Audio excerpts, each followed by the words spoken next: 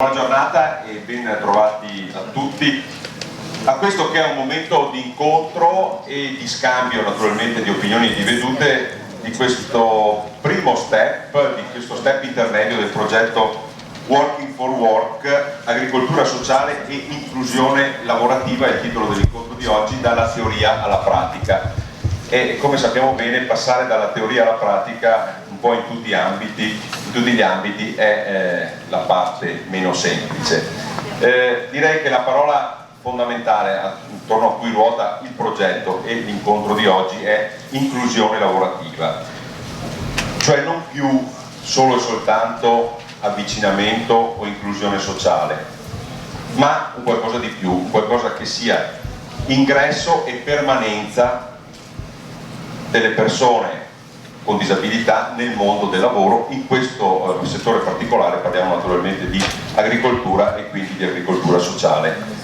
Avremo una serie di relatori che rappresentano gli attori di questo progetto, che richiede soprattutto, qui uso una parola che è un po' accusata forse in tanti ambiti, anche recentemente, cioè sinergia, no? Ma sinergia significa semplicemente sin ergo, metto assieme, uniamo le braccia, uniamo le forze. Qua credo che se ognuno va per conto proprio i risultati sono minimi e scadenti. È veramente importante che ci sediamo tutti a un tavolo e ci mettiamo tutti attorno a questo tavolo per collaborare, ognuno naturalmente nel rispetto delle proprie caratteristiche e delle proprie responsabilità e delle proprie capacità professionali. Innanzitutto ringrazio tutte le persone che stanno partecipando a questo convegno, al dottor Bond e la sua presenza che è sempre piacevole. Grazie. Perché sappiamo la sua sensibilità su certi argomenti, a tutti i relatori, dottor Bussetto, Enrico Verdozzi, Francesca Di Jacopo, Gabriella Faore e Anna Contardi. Ecco, il Longarone Fiere sicuramente deve essere la casa un po' di tutte quelle associazioni del bellunese che vogliono fare squadra, fare convegni, confrontarsi con le varie realtà, e oggi credo che l'argomento di questo convegno sia una cosa molto importante. Il trovare il posizionamento delle persone che hanno qualche problema all'interno della nostra società, e il lavoro è la parte diciamo più importante, perché vuol dire acquisire della dignità. Infatti il lavoro fa parte del primo articolo della nostra Costituzione e qualche motivo ci sarà, perché con il lavoro uno si riesce a essere indipendente, cerca di fare delle cose che se fosse solo diciamo, alle spalle di qualcun altro magari non riesce a fare. Perciò sicuramente questo sarà un convegno importante, e io spero che possa servire questa sensibilità non solo ai presenti, ma anche quello che potrebbe venire fuori dall'ampio spazio che darete come media a tutta la provincia. Ecco. Chiudo dicendo che proprio questa esperienza qua di inclusione, io mi ricordo che quando ero ragazzo e facevo la mia opera di volontariato al Cottolengo di Torino, perché io qualche anno l'ho vissuto. E da lì forse molto è partito l'idea che il lavoro può essere un aiuto alle persone meno fortunate di quello che sono le persone normali, no? Cioè con qualche problematica. Perciò mi sento anch'io molto vicino a questo argomento, perciò vi auguro buon lavoro e buon proseguimento di convegno. Quando mi ha presentato il convegno mi ha detto, è un po' in questo convegno in modo sintetico, mi ha detto noi proveremo a spiegare come è possibile attraverso l'agricoltura sociale passare dall'inclusione sociale a quella lavorativa. Detto poco, nel senso che già il concetto di inclusione è un concetto molto complesso e che chiede ampie trasformazioni, quindi il concetto di inclusione fa sì che dall'inserimento lavorativo noi dobbiamo immaginare che la persona quando arriva cambia l'azienda e porta un arricchimento all'azienda. E quindi ecco che questo poi diventi anche un arricchimento lavorativo, credo ecco che sia veramente importante proprio per quanto è stato detto prima. per il fatto che la nostra Repubblica è fondata sul lavoro. Quindi concludo dicendo che secondo me la provincia di Belluno ha tutte le carte anche per sviluppare questi progetti, un po' perché siamo immersi in un patrimonio dell'umanità e un po' perché la solidarietà è anche proprio una delle nostre caratteristiche. Quindi vi ringrazio e se riuscirete ad arricchire la nostra provincia con questi progetti, credo che avremo poi un patrimonio che non è solo economico ma anche proprio umano, che è un po' l'obiettivo che anche la nostra amministrazione si è data. Quindi vi ringrazio. Caro saluto a tutti e un grazie per aver pensato a questo convegno che si occupa di una realtà che è vasta nei numeri. La disabilità coinvolge il 10% della popolazione mondiale, sono circa 650 milioni di disabili nel mondo e 200 milioni sono bambini, quindi stiamo parlando di numeri enormi anche per l'Europa, dove ci sono 50 milioni di disabili, ma importante anche per il nostro paese, dove ce ne sono quasi 4 milioni e mezzo di persone che portano la disabilità. E la mia preoccupazione che ho visto fin da quando sono arrivato a Belluno in questo ruolo è che dobbiamo garantire l'accesso ai servizi a queste persone. E purtroppo questo è un problema anche a Belluno, lo sa bene Enrico, con la quale Bertozzi, con il quale ogni giorno discutiamo di queste questioni. Io dovrei dirvi che comunque il problema non è solo bellunese, è anche del nostro paese, dove quasi il 15% della popolazione disabile non riesce ad accedere ai LEA, perché non ha la macchina, perché non ci sono le barriere, perché non c'è nessuno che li accompagna, no? Ed è un problema che abbiamo anche qui da noi, abbiamo qui da noi questo problema. E non è facilmente risolvibile perché, per esempio, i trasporti dei disabili, per centri di ogni sì, ecco, ma per l'accesso ai servizi sanitari non sono coperti dai LEA. Per cui ci affidiamo a volte al volontariato, ma il volontariato non sempre può essere presente. Allora vedete, la disabilità è un fenomeno vasto, no? E coinvolge una realtà che vive nella dipendenza e che talora sembra un destino ineluttabile. Un conto è essere dipendenti perché ti sei fatto male una gamba, ti sei fratturato, perché sai che poi la medicina ti aiuterà e ti risolverà il problema e ritornerai ad essere autonomo. Ma questa condizione non ha questa soluzione tecnica immediata, no? È una dipendenza che si connota dentro la vita, no? E allora bisogna pensare di integrare la dipendenza dentro che cosa? Dentro un contesto relazionale costituito dalla famiglia, dagli amici, dall'universo della cura. Ci siamo anche noi in questo contesto. Quindi il problema grosso è che dobbiamo costruire relazioni che consentano questa possibilità di, superamento della dipendenza. E io vorrei sottolineare il fatto che la dimensione della dipendenza è un turno che nella vita può toccare a tutti.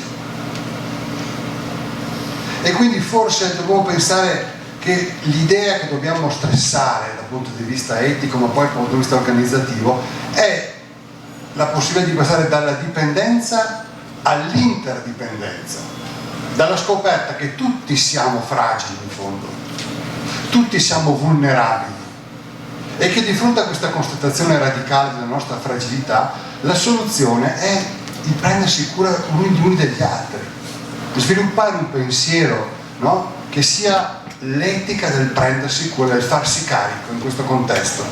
Allora io vorrei dire ancora di più. Questa prospettiva dell'interdipendenza che, come posso dire, ci permette di metterci in rete, no? Deve quasi, come posso dire, invertire il paradigma. Dovremmo chiederci non che cosa possiamo fare noi per i cosiddetti normali, per la disabilità, ma cosa può fare una persona disabile per tutti noi. Ecco la grande scommessa. Invertire la logica, no? Della presa in carico. Quale testimonianza rende alla comunità oggi la condizione di disabile. Siamo in grado di cogliere che queste persone cosiddette, tra virgolette, diverse, sono in qualche modo, segnano contenuti e valori che ci testimoniano ogni giorno a noi. Siamo in grado di valorizzare questi valori in questa logica di interdipendenza, no? Solo questa prospettiva ci libera dalla disautonomia e ci pone in una logica organizzativa completamente diversa. In questo contesto il lavoro, e vi ringrazio del tema che voi affrontate oggi su questo tema, è liberante ed è strumento di liberazione. Io sono molto contento quando vedo che nei gruppi dei nostri ragazzi facciamo teatro, facciamo esperienze artistiche, no? Li lanciamo in attività che sono creative, ma ricordiamoci che quello che porta libertà a una persona è il lavoro, è poter lavorare, avere la tua indipendenza, la tua struttura economica, la possibilità di essere dignità dentro il lavoro, dignità dentro il lavoro. Solo questo credo possa restituire a noi la nostra umanità nell'accogliere queste persone fragili ma molto vicine a noi. Grazie. Io vi saluto tutti, ma è anche di interesse mio. Io devo ringraziare Cristian Casanova quando ieri l'altro mi ha mandato il WhatsApp, perché mi ero perso in una delle tante iniziative di Agrimont e questa è una bella iniziativa. Io lo sto vivendo da 20 anni questa iniziativa, perché prima ho fatto delle esperienze in Toscana e poi direttamente qua da noi. Guardate, faccio solo un'affermazione: bisogna che ci siano tante aziende agricole, magari piccole, che fanno innovazione e che possono essenzialmente accogliere tutti per fare le esperienze come alunni della scuola agraria, ma anche come persone che hanno bisogno, in senso a 360 gradi, perché attenzione, la disabilità, dottor De Tos, è una disabilità a 360 gradi che molte volte ha bisogno solamente anche di una parola, di una presenza, di uno sguardo, di una foglia, di un fiore, di una gemma, di una talea.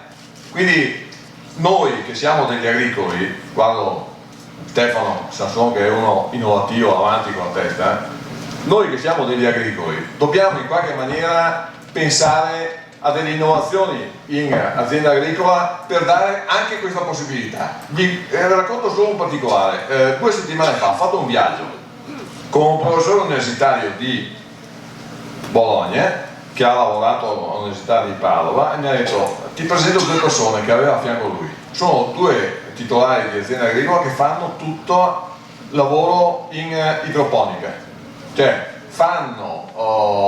coltivano su situazioni anche abbastanza di condizionamento ambientale facile, fanno piccole talee, poi fanno produzione di queste talee, fanno piantine e guarda caso, Gabriela, tutte queste talee con delle macchinette molto sicure anche dal punto di vista del lavoro vengono usate, vengono fatte da ragazzi che provengono da cooperative come noi e che hanno imparato il lavoro, si fermano ogni ora, ogni 40 minuti, poi ripartono e ci mettono tutta la grazia per fare queste piccole talee, questi piccoli segmenti di sostanza vegetale per poi essere riprodotte in ambiente particolare. E allora dico, l'innovazione in agricoltura, Cristian, può aiutarci per far del bene. E aggiungo e finisco, starò qua finché posso per prendermi degli appunti, far del bene e aiutare anche il pubblico a diminuire le spese.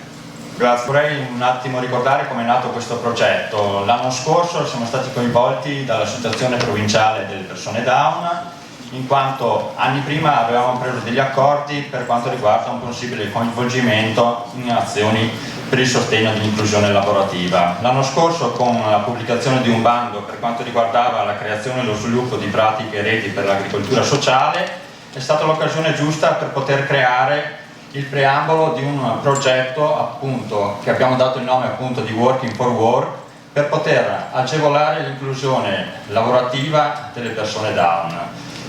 La forza di questo proposito, di questo progetto, è stata proprio quella che partiva dal basso, cioè l'esigenza che l'associazione delle persone Down ha di poter inserire con le diverse potenzialità delle proprie persone all'interno del mondo del lavoro, e sicuramente l'agricoltura è un settore in cui anche queste persone possono dare ed esprimere molte naturalmente potenzialità. Quindi siamo riusciti a creare un team di lavoro naturalmente per poter aderire a questo progetto e il bando della regione.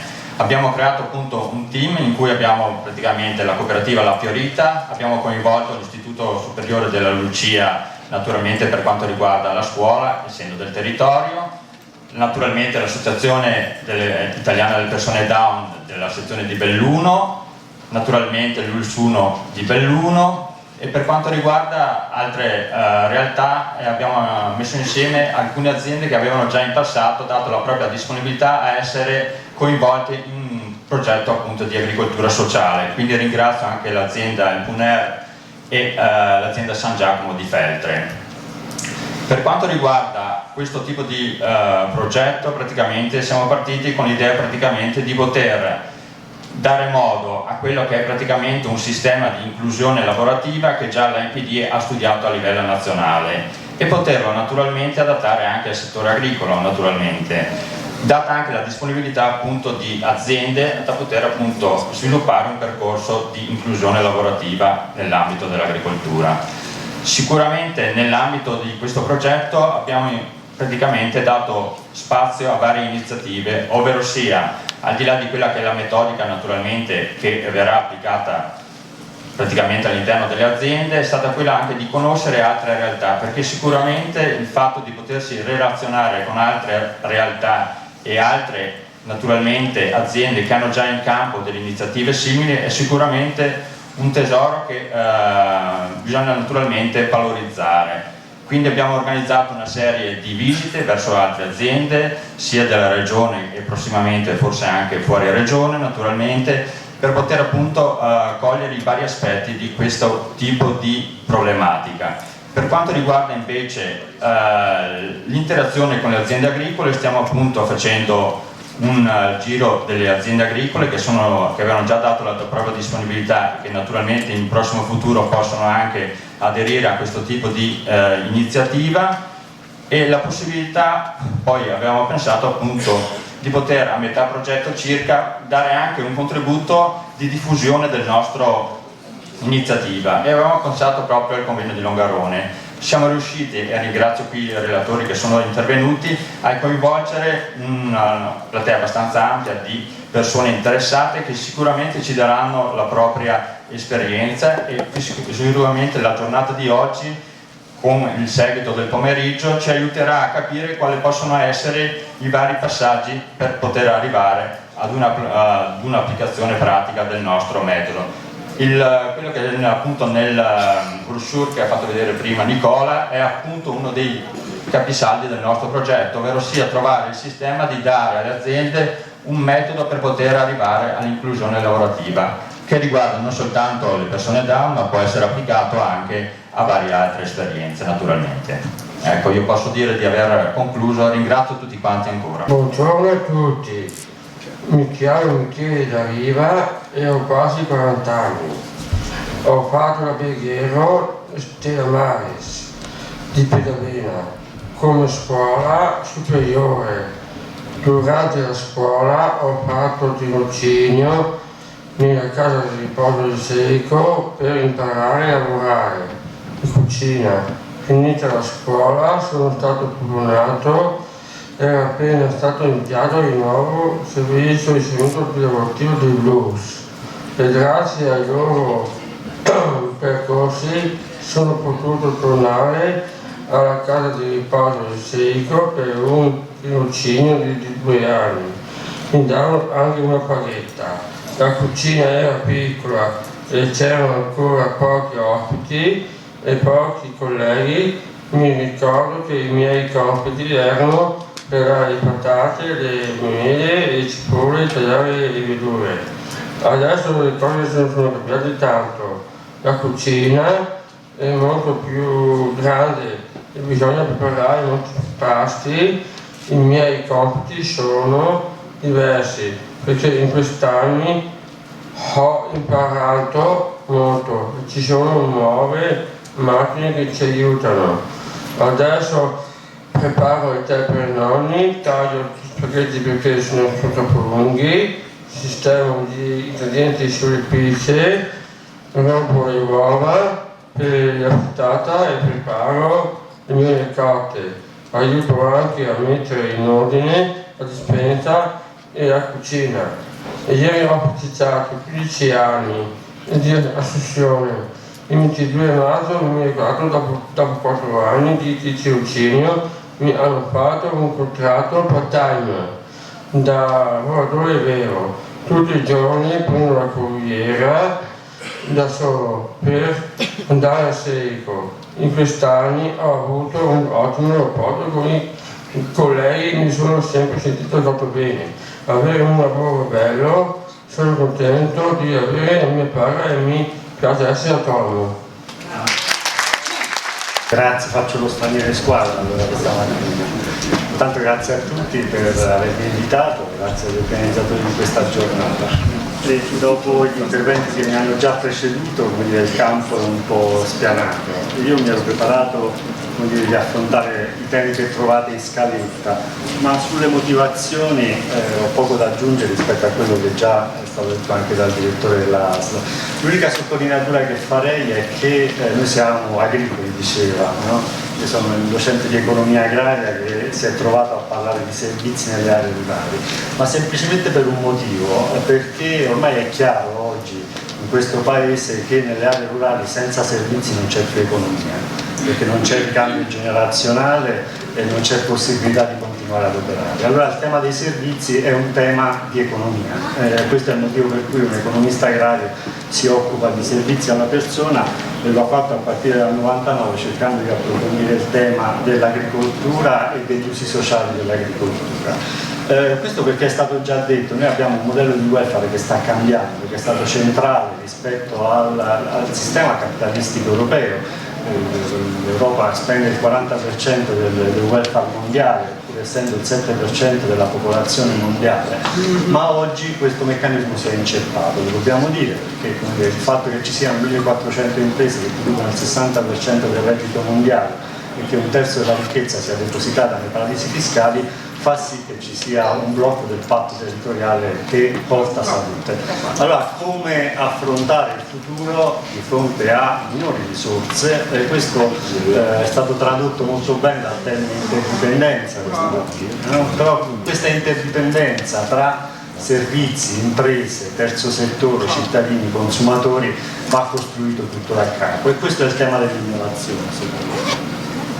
Allora, già nella dichiarazione di Corte del 2016, quindi stiamo parlando della revisione delle nuove politiche comunitarie, il tema dell'interdipendenza, in questo caso tra campagna e città, è tradotto con il tema prosperità, che significa altra cosa rispetto allo sviluppo economico e basta, significa riuscire a produrre sì ricchezza economica, ma vivere in ambienti sani, perché l'ambiente ci consente di star bene e risparmiare anche in sanità, di stare in ambienti buoni dal punto di vista relazionale. Allora il tema dell'agricoltura sociale, del tema dei servizi alla persona, anche utilizzando le risorse della natura, sta in questo quadro.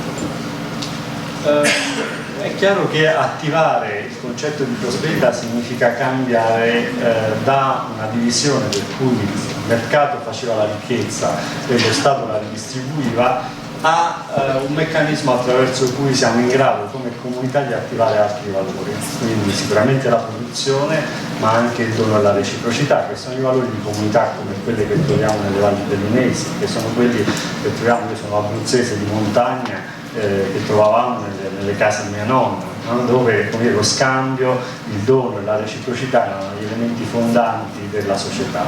Chiaro, vanno tradotti in maniera contemporanea, oggi utilizzeremo il termine sussidiarietà, capacità di attivare le imprese anche dal punto di vista della reputazione e della responsabilità. Allora innovare significa affermare il fatto che con i vecchi metodi non ce l'abbiamo fatta, prendere consapevolezza di questo aspetto e cercare di capire in che direzione buttare la barra dell'innovazione. E innovare significa trovare soluzioni nuove, possibilmente anticipando quelli che sono i rischi del futuro. E la cosa un po' strana è che noi ormai capiamo benissimo qual è la differenza fra questi due oggetti. Io ne ho due, questo mi consente di rimbalzare, però ci faccio solo telefonate, con questo sappiamo benissimo che ci facciamo molte altre cose. Questo significa che l'innovazione ha cambiato il significato dal telefono classico allo smartphone con molte più applicazioni. Allora oggi noi stiamo parlando in termini di agricoltura sociale di un'innovazione che cambia il significato di fare agricoltura, è lì l'innovazione, no? Non solo produrre beni alimentari, ma riuscire a produrre, tenendo dentro l'idea della multifunzionalità dell'agricoltura, altri valori, in questo caso valori alla persona, servizi alla persona. Allora, per attivare la risorsa dell'agricoltura ai fini della costruzione di reti di protezione sociale più efficaci, perché poi stiamo parlando non di abbassare la qualità dei servizi nei nostri territori, ma possibilmente di innalzarla con meno risorse. C'è da ragionare in termini di innovazione sociale. Innovazione sociale significa mobilizzare le risorse che abbiamo e anche quelle inattese, come quelle dell'agricoltura, delle piante e degli animali, per rispondere ai servizi che abbiamo nelle nostre comunità e che spesso crescono nelle nostre comunità. Questo significa in maniera molto semplice fare innovazione sociale, mobilizzare risorse che ci sono per rispondere a bisogni emergenti esistenti. Allora questo non si fa da soli, bene gli organizzatori di questa giornata a cercare di tirare le fila per mettere insieme tanti interlocutori, ma si fa spostando, traslando i modi di pensare di tanti. E questa è la cosa più difficile, non è difficile ospitare una persona con capacità differenti all'interno delle aziende, quella è la cosa più semplice. La cosa più complicata è mettere d'accordo i servizi della ASL con l'azienda agricola, con la valorizzazione dei prodotti, cambiare il modo attraverso cui si creano valori in termini plurali, valori economici e valori sociali contemporaneamente. Allora il tema qui è quello della coproduzione, riuscire a coprodurre contestualmente la possibilità di preparare un pasto e consentire a Michele di intervenire in quella preparazione del pasto. Stiamo coproducendo il valore del pasto, il valore dell'inclusione e del lavoro. Allora l'agricoltura sociale sta in questa ottica, mobilizza le risorse che ci sono dell'agricoltura, le mette a disposizione della comunità, è un dono che le aziende agricole fanno alla comunità. È chiaro che ci si attende anche reciprocità, come in tutte le buone comunità, no? E la reciprocità può avvenire attraverso diverse modalità, attraverso la valorizzazione dei prodotti, attraverso il riconoscimento dell'impegno che le aziende agricole mettono a disposizione della collettività. Da una parte è nuova perché dal punto di vista tecnico mette a disposizione le piante e gli animali, che sono dei soggetti, possiamo chiamare così, che non giudicano le persone. Questo è l'elemento forte, no? Il fatto di accompagnare una persona su un ciclo produttivo, prendersi cura di una pianta, prendersi cura di un animale, non restituisce giudizio, e sappiamo che lo stigma è uno dei problemi maggiori in molte occasioni. Allora questo consente di provarsi alle persone, consente di accrescere la propria autostima, la propria capacità e collaborare più attivamente all'interno, e questo è l'altro elemento dell'agricoltura, di gruppi piccoli di persone, no? Nel senso che riuscire a stabilire relazioni, riuscire a coltivare la relazione, spesso riesce, insieme all'aiuto, all'ausilio delle piante e degli animali, di fare quel passaggio di fase che altrimenti spesso non si realizza. Allora, se questo è dal punto di vista tecnico, sempre tenendo conto che stiamo parlando di risorse da mobilizzare, le risorse agricole sono ovunque, sono nelle aree periurbane come sono nelle aree più montane, no? Quindi questo ci consente di profilare dei servizi in maniera differenziata dal punto di vista geografico. È chiaro che questo, dicevo prima, organizzativamente cambia il modo di lavorare, perché significa ai servizi uscire dai servizi, con tutte le difficoltà che questo crea di fronte a turnover rallentati o spesso bloccati. Quindi significa proiezione, perché il servizio non si chiude nel centro diurno, ma si profila verso il territorio, no? Quindi questo cambia il modo di organizzarsi. Cambiano anche i principi regolativi, perché non sto più parlando semplicemente della offerta di un servizio e il pagamento di un servizio, ma è un gioco un pochino più articolato, un pochino più complesso, e su questo bisogna allineare visioni, punti di vista, obiettivi e azioni.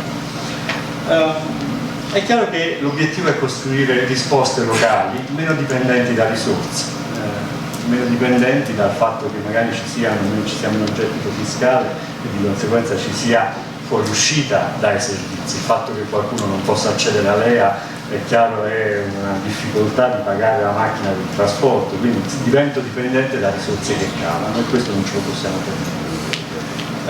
In Europa ci sono diversi modelli di agricoltura sociale, quello italiano è molto particolare perché è relativo al nostro sistema di welfare, al nostro sistema di welfare che è poggiato sull'esistenza del primo settore, del secondo settore, del terzo settore, ma anche del quarto settore che sono le famiglie, e l'idea dell'agricoltura sociale è che ci sia un quinto settore, quello dell'agricoltura profit ma responsabile, che possa partecipare attivamente alla gestione delle attività. È diverso da quello di altri paesi nordici, dove l'agricoltura sociale è un'attività specializzata, dove le aziende agricole sono pagate per i servizi che erogano dallo Stato. Chiaro che cambiano la natura, diventano specialisti di servizi, ma è l'attività agricola che si perde contemporaneamente. Quando l'85% del reddito viene dalla vendita del servizio, l'azienda, quando è chiuso il servizio, chiude l'ospitalità. Le nostre aziende sono differenti, nel senso che le persone sono parte dell'azienda a quel punto e il servizio non si chiude perché non è direttamente remunerato. Quindi questo cambia il modo attraverso cui noi riusciamo a creare, il tema di oggi è sull'inclusione sociale lavorativa. Un'azienda olandese non creerà mai lavoro per un cliente di un servizio, perché è il cliente di un servizio. Le nostre aziende creano occupazione e questo è diverso in funzione del nostro modello di agricoltura sociale, che tra l'altro, come noi riceviamo ricercatori da tutto il mondo, anche dal nord Europa, anche dal Giappone, dalla Corea del Sud, per venire a capire come lo facciamo. Quindi questo è l'elemento di come gli italiani poi alla fine riescono a trarre dalle difficoltà risorse e vantaggi.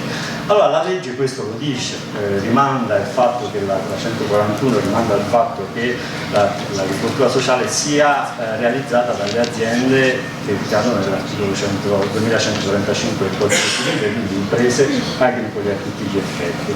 Ma perché? Perché se non c'è il motore economico, tutto questo gioco cade, rientriamo nella dipendenza dalle risorse pubbliche.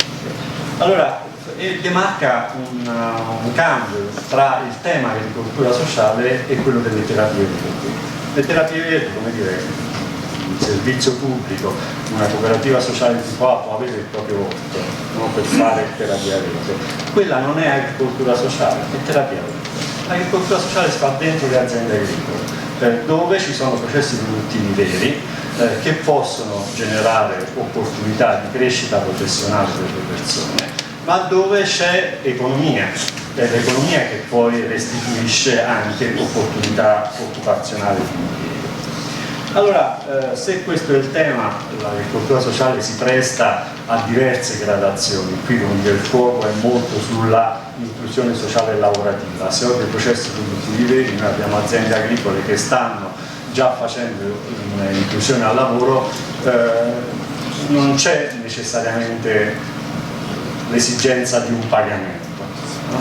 È chiaro che viceversa, se organizzo un agriasilo, se organizzo un servizio per anziani, le risorse che attivo dentro le aziende agricole sono di diverso tipo, in quel caso ho necessità delle compensazioni.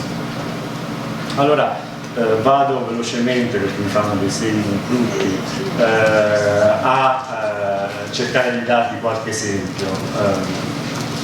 I percorsi dell'agricoltura sociale riguardano 5 livelli di contaminazione. Il primo riguarda le persone. Le aziende spesso, nascono attraverso progetti di partenariato tra aziende agricole, terzo settore, associazioni di volontariato, cooperative, eccetera. Poi c'è il sistema locale, che è un'altra scommessa, è quello dove si realizzano le interdipendenze, che però richiede del lavoro di creazione di questa interdipendenza. E poi c'è il livello delle politiche regionali e nazionali.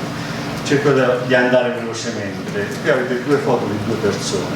La prima a sinistra è la foto di un vigneto che una partecipante a un progetto di agricoltura sociale ha selezionato come elemento rilevante della propria esperienza.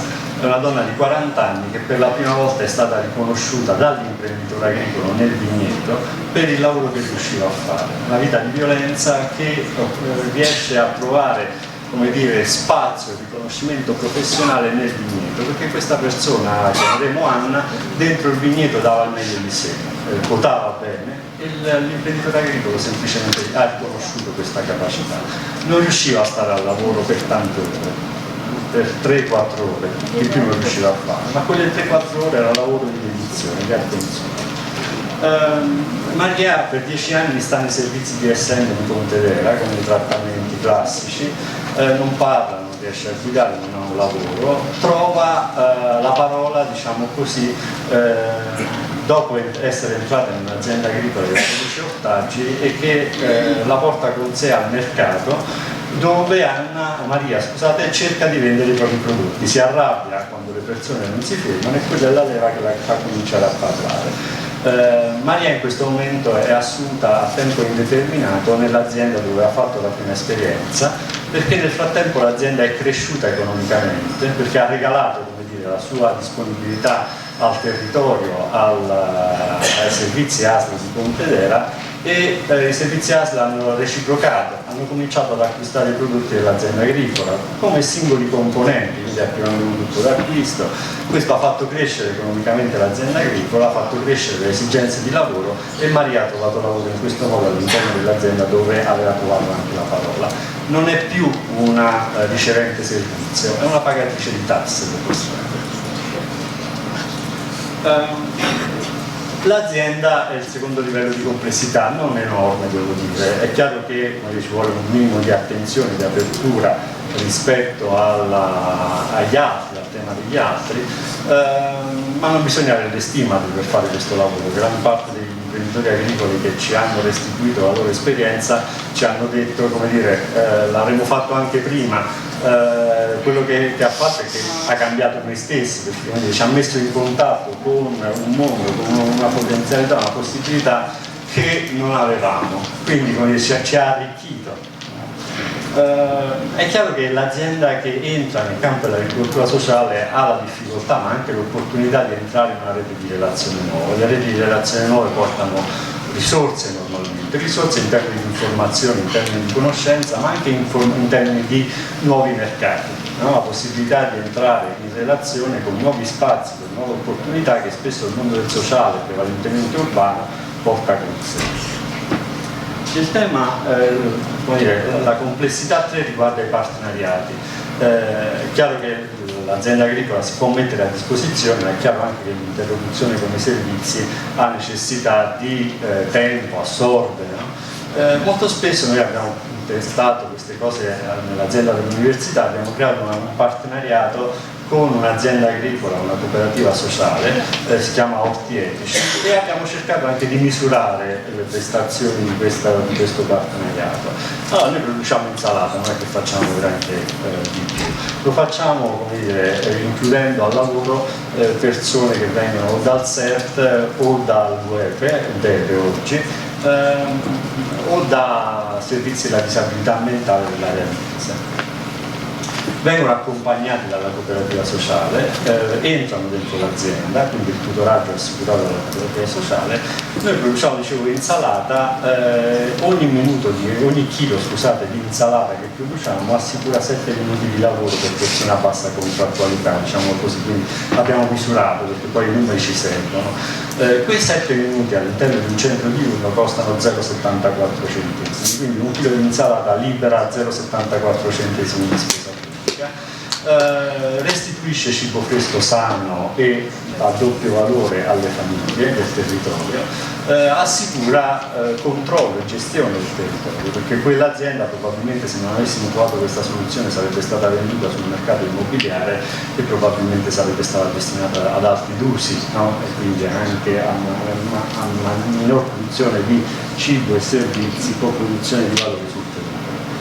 È chiaro che ci si allinea, bisogna allineare visioni, punti di vista quando si entra in relazione un'azienda agricola con una cooperativa sociale, e questo è tanto più vero se mi sposto a livello del sistema locale. A livello del sistema locale devo cercare di allineare punti di vista totalmente differenti talvolta all'inizio tra chi opera nel mondo dei servizi e chi opera nell'agricoltura. Quando io ho cominciato questo mondo e parlavo con i colleghi del mondo dei servizi, io utilizzavo una terminologia e me ne veniva restituita un'altra e facevamo difficoltà a comprenderci. Ora, come dire, riesco un pochino a parlare meglio il gergo dei servizi, e chi dei servizi si avvicina al tema dell'agricoltura sociale riesce a dialogare più francamente con me. Però questo, come dire, è il tema. Sui territori mettere insieme tanti soggetti implica capacità, sforzo e metodologia di lavoro. Allora, questo avviene con 4 passaggi semplici. La slide sembra complessa, ma in realtà è molto più semplice.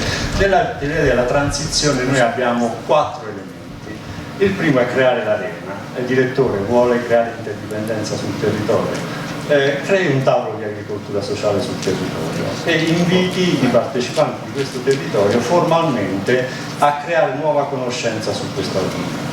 Le persone che converranno su questo territorio, la prima cosa che dovranno fare è darsi un'agenda di lavoro. Questo è il secondo passaggio, cioè stiamo insieme per fare che cosa? Questo e quest'altro.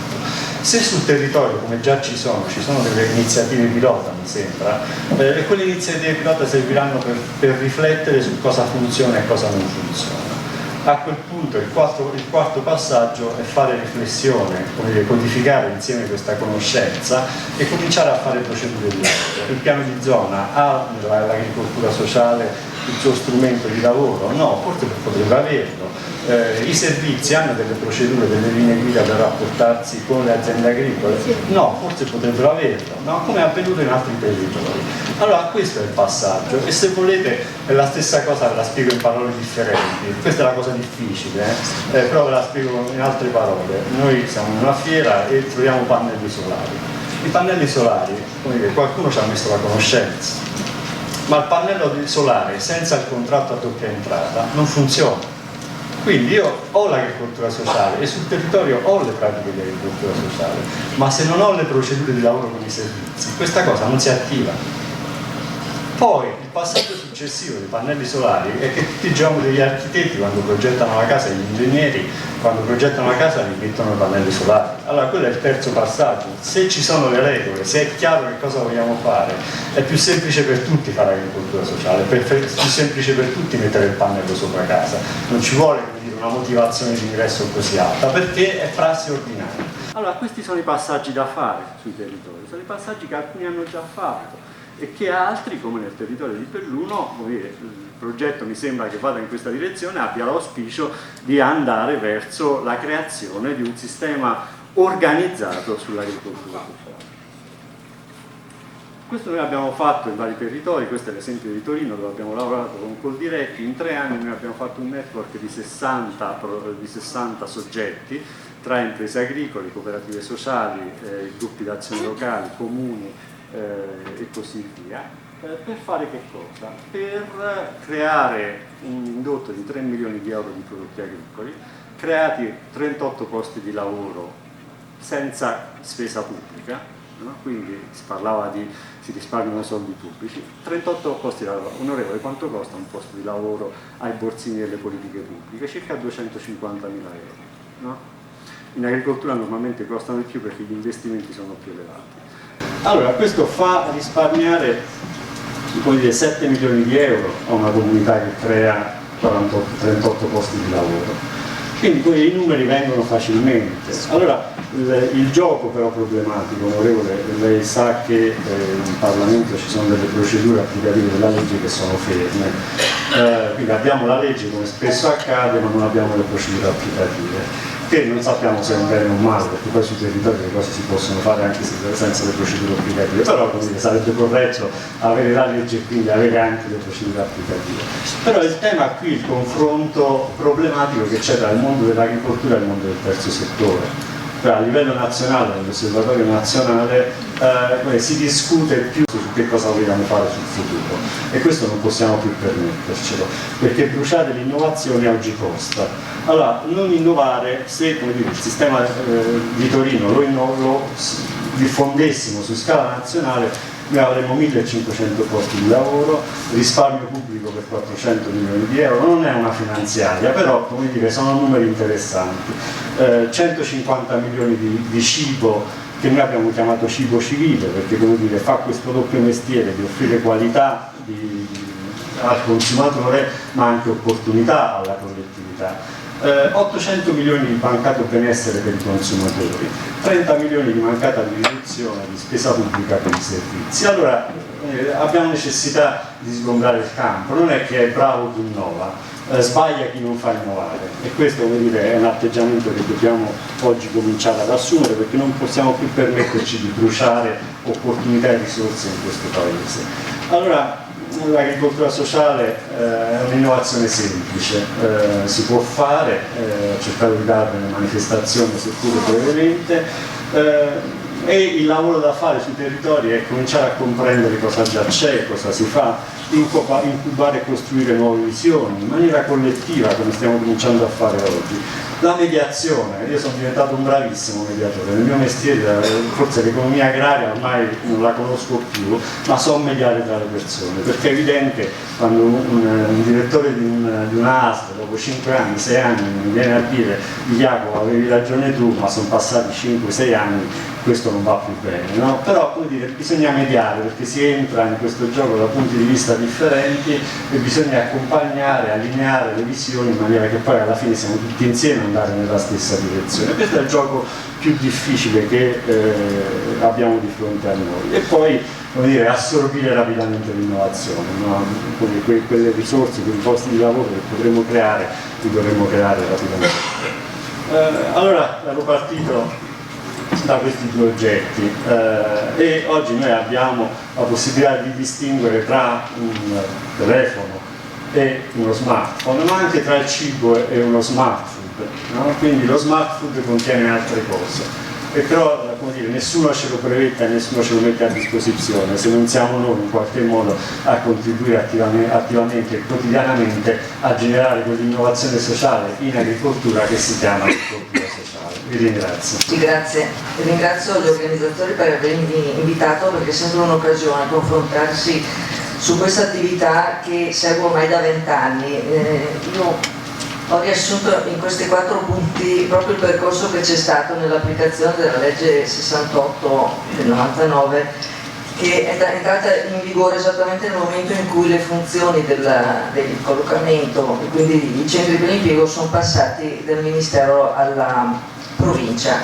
Io lavoravo in provincia e ho seguito dall'inizio quindi l'applicazione di questa legge, che sapete è la legge che regola le assunzioni obbligatorie, le quote obbligatorie che le aziende devono ottemperare, aziende che sono diciamo le aziende medio grandi, quindi dai 15 dipendenti in su.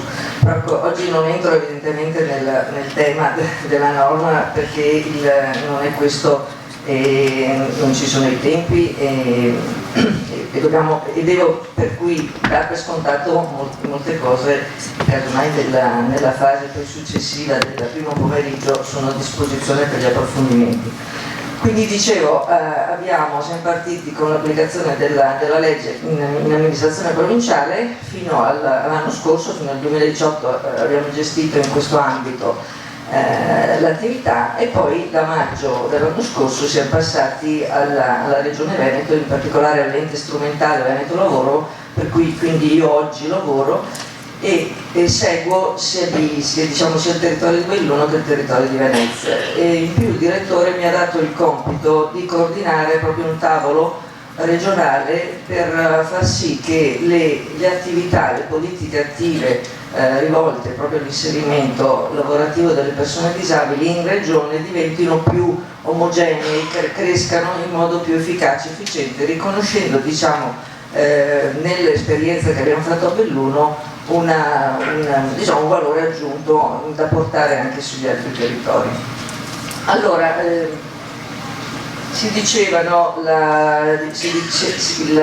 il professore diceva proprio adesso della necessità proprio comunque di collaborazione, di fare rete. Noi da subito abbiamo capito, mi scuso perché c'è un errore in questa slide, nel senso che abbiamo scritto ULS1, in realtà era ULS1 e ULS2 di Feltre. Allora siamo partiti da subito con le due aziende ULS e con le due conferenze di sindaci a ragionare per lavorare insieme, ma proprio operativamente. Noi da allora gli operatori di centri per l'impiego lavorano insieme agli operatori dei servizi di integrazione lavorativa delle aziende, dell'allora due aziende ULS, oggi unica azienda Dolomiti dell'UNO. E questo è stato, diciamo, è stato il valore aggiunto sicuramente di dei risultati, insomma, che abbiamo ottenuto in questi anni.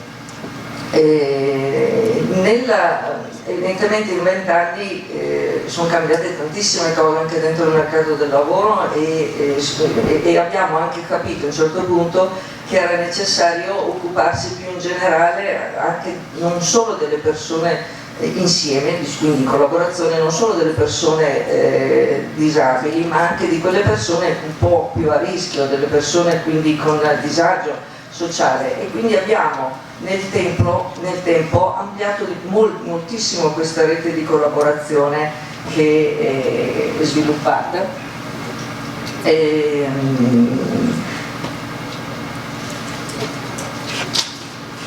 che dicevo, questa slide, diciamo, riporta l'accenno che facevo prima, nel senso che stiamo lavorando a livello regionale per portare proprio il modello a livello regionale, questo modello bellunese a livello regionale.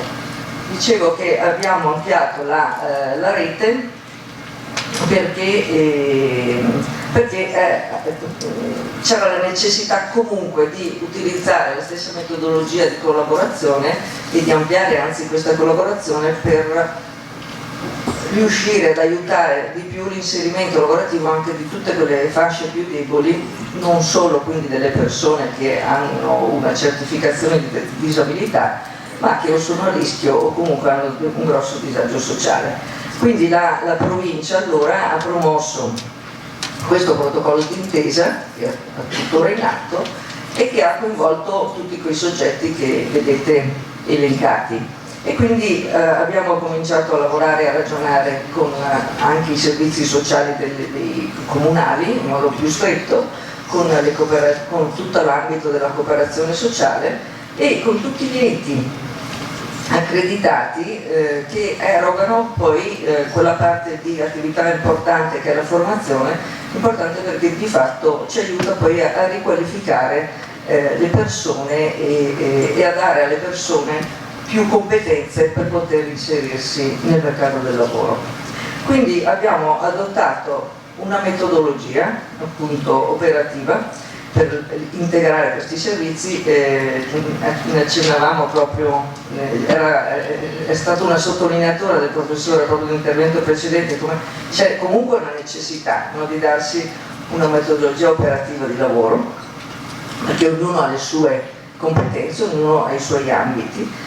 E questo ci ha permesso di utilizzare le risorse finanziarie disponibili sui fondi europei, sui fondi regionali in modo più efficace e razionale e permettendoci appunto di condividere dei progetti finalizzati e studiati insieme a partire dai bisogni, quindi a partire da un lato dai bisogni e dall'analisi della popolazione su cui avevamo bisogno di lavorare per l'inserimento lavorativo e dall'altro per un'analisi su quello che sono e che erano le realtà delle aziende e le necessità lavorative delle aziende. Quindi tutto questo percorso, no, ci ha portato poi appunto nel 2018 questo ulteriore cambiamento, quindi di passaggio di gestione di ente alla regione.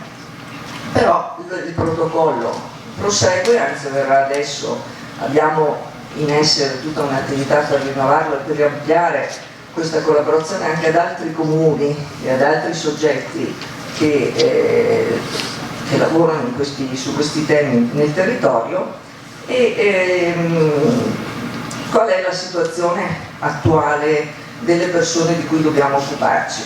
Allora, non ho portato dati sull'attività che abbiamo fatto perché poi diventano anche noiosi, però volevo farvi riflettere su quella che oggi è la situazione degli iscritti disoccupati al collocamento mirato, cioè di quelle persone disabili che cercano il lavoro. Allora oggi abbiamo in tutta la provincia 630 persone, però di queste persone ne abbiamo il 53%, quindi sono 336 persone che sono occupabili o potenzialmente occupabili, cioè che in questo momento sono in grado di affrontare un percorso lavorativo o comunque un percorso di orientamento per entrare poi nel mondo del lavoro.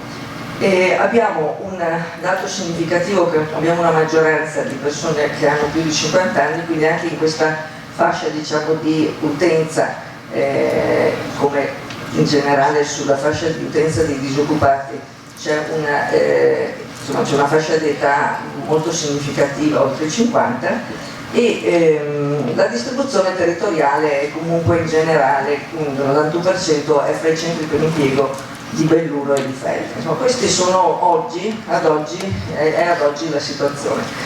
Abbiamo fatto di strada, noi nel 99 avevamo ricevuto 1100 iscritti, un elenco di 1100 iscritti disabili, poi evidentemente la situazione degli iscritti è sempre anche molto variabile, perché c'è comunque chi si occupa, ma c'è chi esce anche per problematiche sue, insomma, di disabilità. Però insomma, questi sono oggi i numeri. E in questo grafico vedete proprio la distribuzione territoriale, quindi abbiamo proprio una concentrazione su Valbelluna e su Feltre di queste persone. Allora, proprio perché, come dicevo all'inizio, il mercato del lavoro in questi anni è cambiato tantissimo e anche lo sviluppo della tecnologia anche dentro le grosse aziende ci sta portando di fatto anche una difficoltà che è cresciuta anche nell'inserimento di queste persone che hanno alcune limitazioni anche non lavorative, perché il lavoro è sempre più appunto specialistico, sempre più che richiede sempre più l'utilizzo di strumentazioni più tecnologiche, per cui ci stiamo ponendo anche noi stiamo riflettendo con tutti i soggetti della rete su quali iniziative nuove, innovative, no? Riuscire ad attivare per poter comunque dare una risposta a queste persone. E sono nate nel tempo anche delle esperienze interessanti che hanno sviluppato, per esempio, una esperienza di commessa all'interno di cooperative, nel senso che nel momento in cui avevamo delle persone più fragili che non riescono ad affrontare, a tenere il rapporto di lavoro dentro l'azienda, c'è una parte, un passaggio della norma che ci permette di fare in modo che l'azienda possa coprire il suo obbligo affidando una commessa a una cooperativa e in base alle persone disabili che vengono poi coinvolte in questa commessa. Quindi le persone riescono poi a lavorare in un ambiente protetto che gli permette di crescere professionalmente, di avere più fiducia, di far crescere la propria autostima in un percorso che poi a volte è riuscito a portarle poi anche nell'ambiente lavorativo dell'azienda. Questo è uno degli esempi. Adesso in questa fase stiamo per esempio attuando una nuova DGR regionale, una delibera regionale che ci ha permesso di fare tutta una serie di corsi di formazione, di aggiornamento a una platea molto vasta di persone, perché siamo riusciti a coinvolgere 240 persone disabili, e abbiamo visto che fare formazione alle persone di fatto ha aiutato a riattivarle. Infatti abbiamo una percentuale molto interessante di queste persone che hanno fatto questi percorsi e cioè il 25% che attualmente o lavorano, quindi hanno piccoli contratti di lavoro, anche significativi, oppure sono in tirocinio. Quindi la formazione, quindi anche per questo target è importante. Poi solo un'ultima cosa, perché evidentemente in questo ambito agricolo abbiamo piccole aziende, quindi abbiamo aziende che di norma non hanno, cioè non superano i 15 vendenti, quindi non hanno l'obbligo, no, di copertura, però gli incentivi che sono previsti dalla norma e che io poi riassumo in delle slide che non sto a leggere, perché poi se ne avete bisogno ve le passiamo, ma gli incentivi che sono previsti dalla norma per le aziende che sono in obbligo e assumono queste persone sono previsti anche per le aziende non in obbligo, per cui è un aspetto da tenere presente, perché comunque è un aiuto, no? Che sia il fondo nazionale che il fondo nazionale, che è gestito, diciamo, da un flusso con l'INPS, no? Su tutta una serie di categorizzazioni di disabilità, come riassumo in questa tabella. Sia il fondo poi regionale che il fondo che è alimentato da quella parte di contribuzioni che le aziende fanno nel momento in cui decidono che una parte di obblighi li monetizzano, quindi pagano degli esoneri.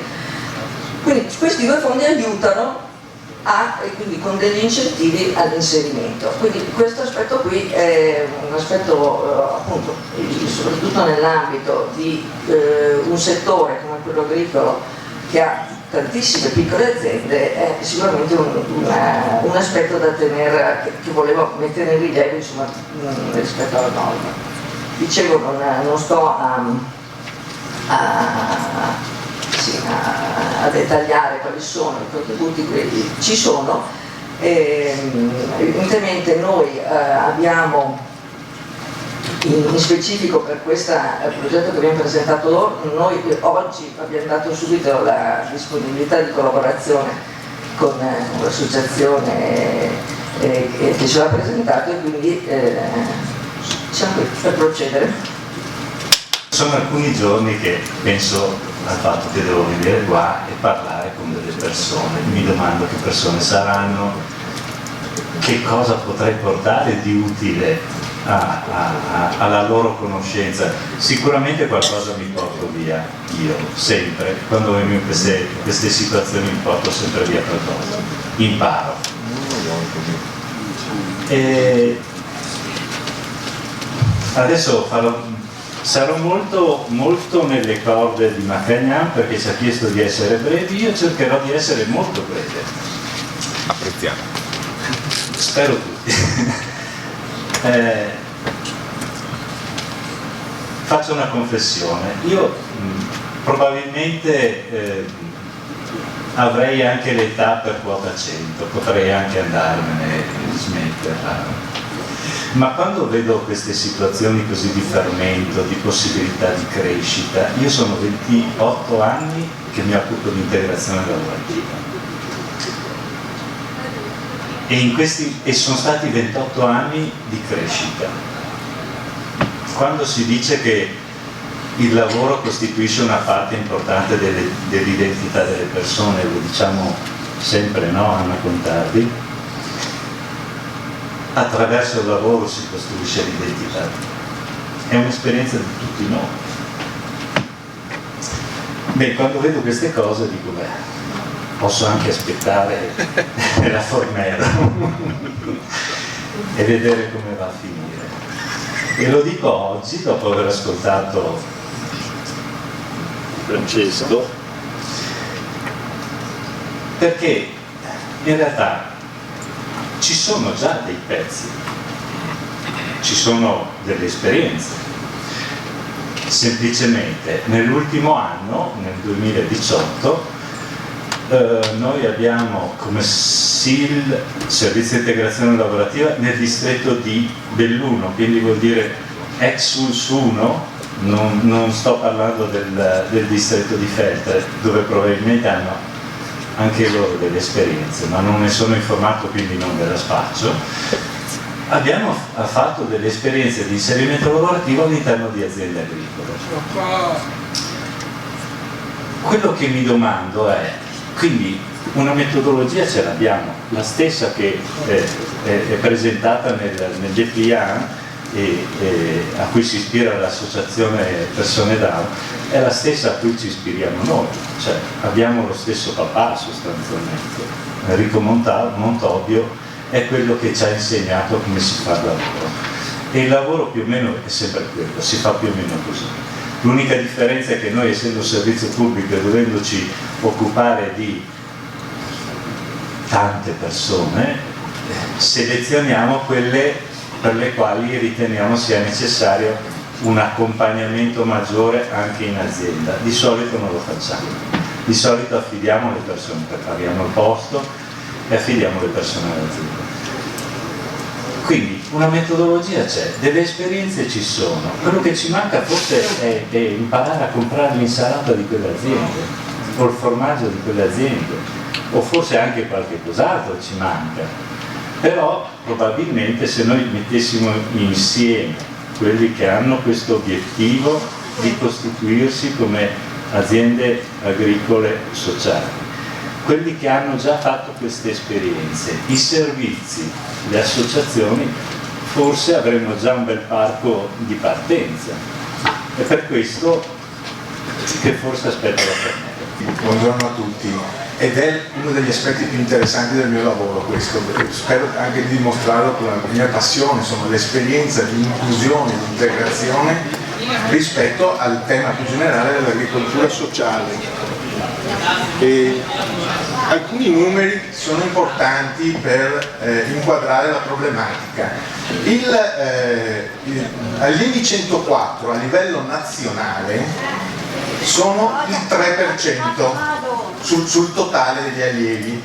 Gli allievi 104 della scuola secondaria di secondo grado sono il 2,5%.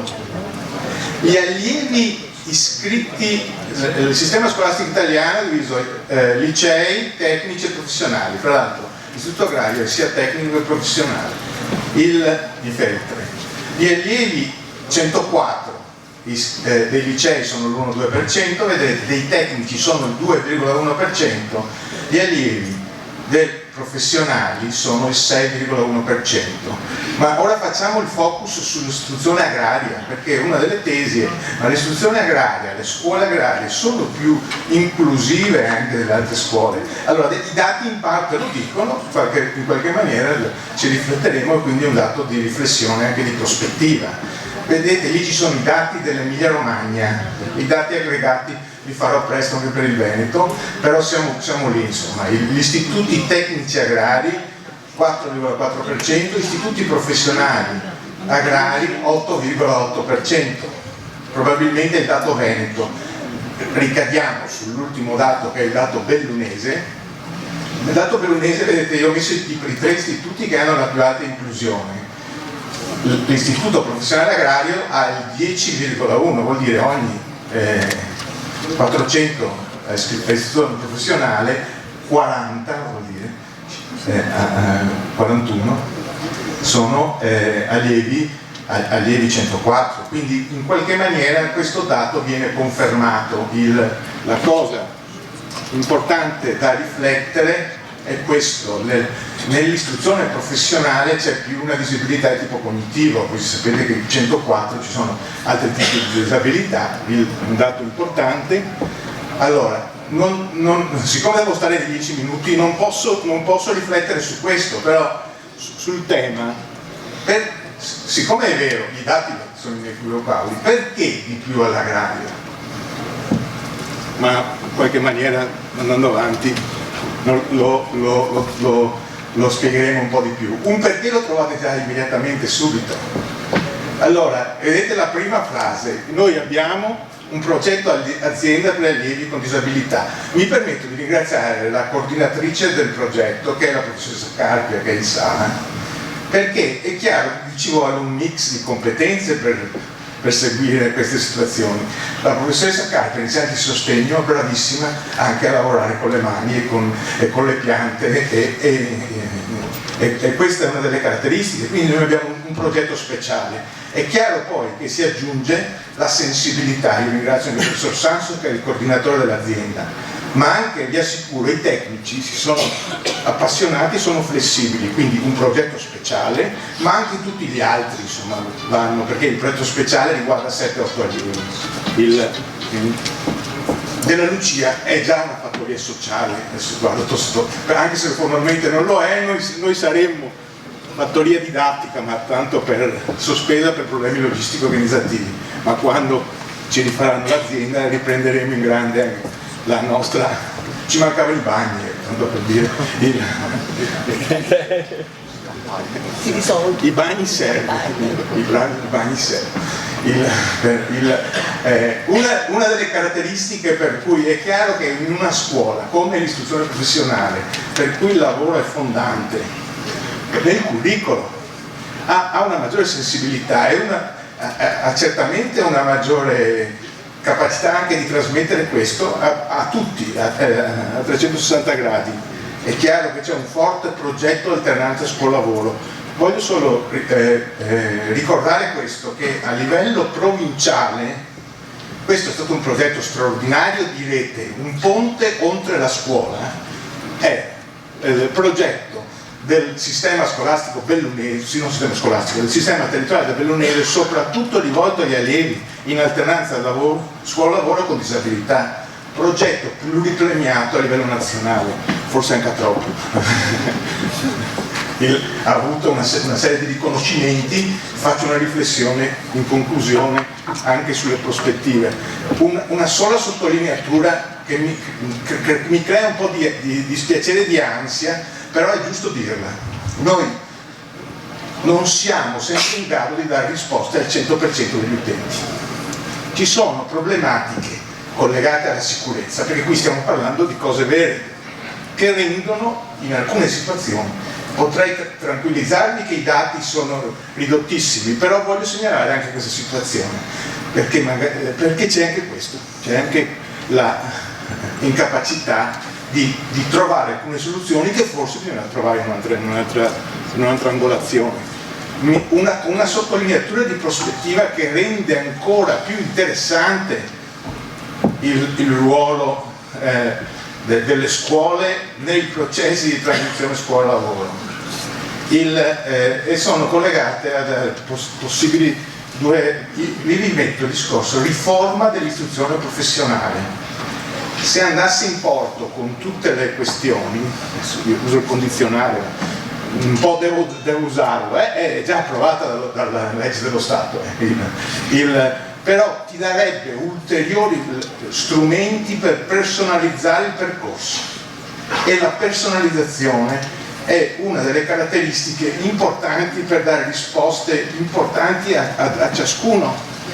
Ci consentirebbe di trovare delle soluzioni anche forti per dare risposte personali. Una delle più forti, anche questo io spero che ci sia ancora, esperienza poco valorizzata nel sistema scolastico e anche dei centri per gli impieghi, è l'apprendistato di primo livello per la qualifica. Cioè, l'apprendistato di primo livello cosa vuol dire? Vuol dire che studenti con più o meno competenze potrebbero andare già, la faccio proprio in soldoni, già a lavorare in un contesto lavorativo, però con l'obiettivo di arrivare al titolo di studio, e ci sarebbero delle possibilità, dei sgravi contributivi, una serie di opportunità. Questa è una strada, credo, interessante da esplorare in termini di prospettiva, e c'è l'apprendistato di primo livello per la qualifica, c'è già oggi, non è che è poco usato, non so se ne abbiamo fatto uno in provincia di Belluno, forse due. Nel sistema agrario, ve lo dico questo perché abbiamo un progetto di riferimento a livello nazionale sull'apprendistato in agricoltura di primo livello. È difficile farlo, però forse con questi nostri studenti troveremo qualche soluzione interessante.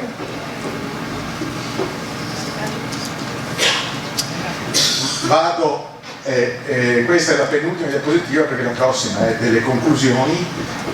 Questo progetto riguardava l'alternanza scuola-lavoro, mancava un pezzo, non è che mancava, eravamo consci di questo, che è il tema del piano individuale di transizione, e su cui l'abbiamo rimesso al centro. Il piano individuale di transizione è chiamiamo così, il documento che la scuola, il sistema dei servizi, insieme con la famiglia e lo studente elabora in uscita dal percorso scolastico, dando delle prospettive di inserimento sociale e lavorativo. Questo non fa parte della cultura della scuola, però deve farne parte, ed è un documento che si elabora insieme e che ci consente di riflettere, insomma, con la struttura socio-economica di riferimento. Magari ci fossero già tutte queste situazioni, avete capito? Se l'agricoltura sociale fosse già operativa, avesse dei numeri quantitativi, è chiaro che il collegamento con quello che vi ho delineato dobbiamo farlo fin da subito. Fra l'altro mi preme sottolineare l'importanza di partire dalla scuola con questo processo, sia in termini, perché in qualche maniera vado anche alle conclusioni, questa quindi è l'ultima diapositiva. È chiaro che perché ci sono quei numeri ci vuole anche la cultura dell'inclusione. La cultura dell'inclusione vuol dire che ci deve essere una autenticità quando dico che la diversità è una ricchezza, deve viverla questa e deve trasmetterla nel proprio contesto scolastico. È importante usare tutti i sensi, cioè usare i sensi, è per questo che noi abbiamo una grande risorsa. Gli animali e le piante sono formidabili per vivere una relazione vera e in qualche maniera, quindi questa è una delle caratteristiche che ci viene sempre di più fatta. Noi abbiamo quindi la possibilità di creare percorsi sempre più personalizzati, e quindi questa è una prospettiva da fare. Una delle novità è possono stare fuori da scuola anche più di qualche mese, fin dal primo anno di scuola, cioè nell'istruzione professionale è un po' scardinato il concetto di classe, e questa è una cosa in qualche maniera positiva, perché riusciremo a dare risposte più efficaci. La rete è necessaria, uno dei rischi, lo dico come battuta, come all'interno per la scuola noi aderiamo troppe reti e quindi non riesci a stare in rete con tutti come merita, però è evidente che questo è uno dei contesti più necessari, insomma, su cui intervenire, come è chiaro che è una delle cose un pensiero al futuro che è un pensiero necessario, insomma, da fare per dare prospettiva anche al tema di questo convegno. Ecco, insomma, e su questo vogliamo continuare a ragionare. Grazie. Allora, intanto grazie dell'invito. Il tentativo che farò oggi è di portare qualche elemento generale sulle metodologie dell'inserimento lavorativo che noi abbiamo seguito e che seguiamo in questi anni, che ovviamente, come è già stato detto, fanno riferimento a un unico padre che è Enrico Montobbio, ma che poi con l'esperienza hanno messo in evidenza probabilmente delle attenzioni in più che possono essere utili oggi che parliamo di inserimento in agricoltura, ma che sono generali rispetto al tema dell'inserimento lavorativo. Allora, io credo che valga la pena di fare una premessa prima di entrare nel merito, che è questa. Io parlo di persone con sindrome Down, ma il discorso potrebbe essere, diciamo, affrontato in termini generali.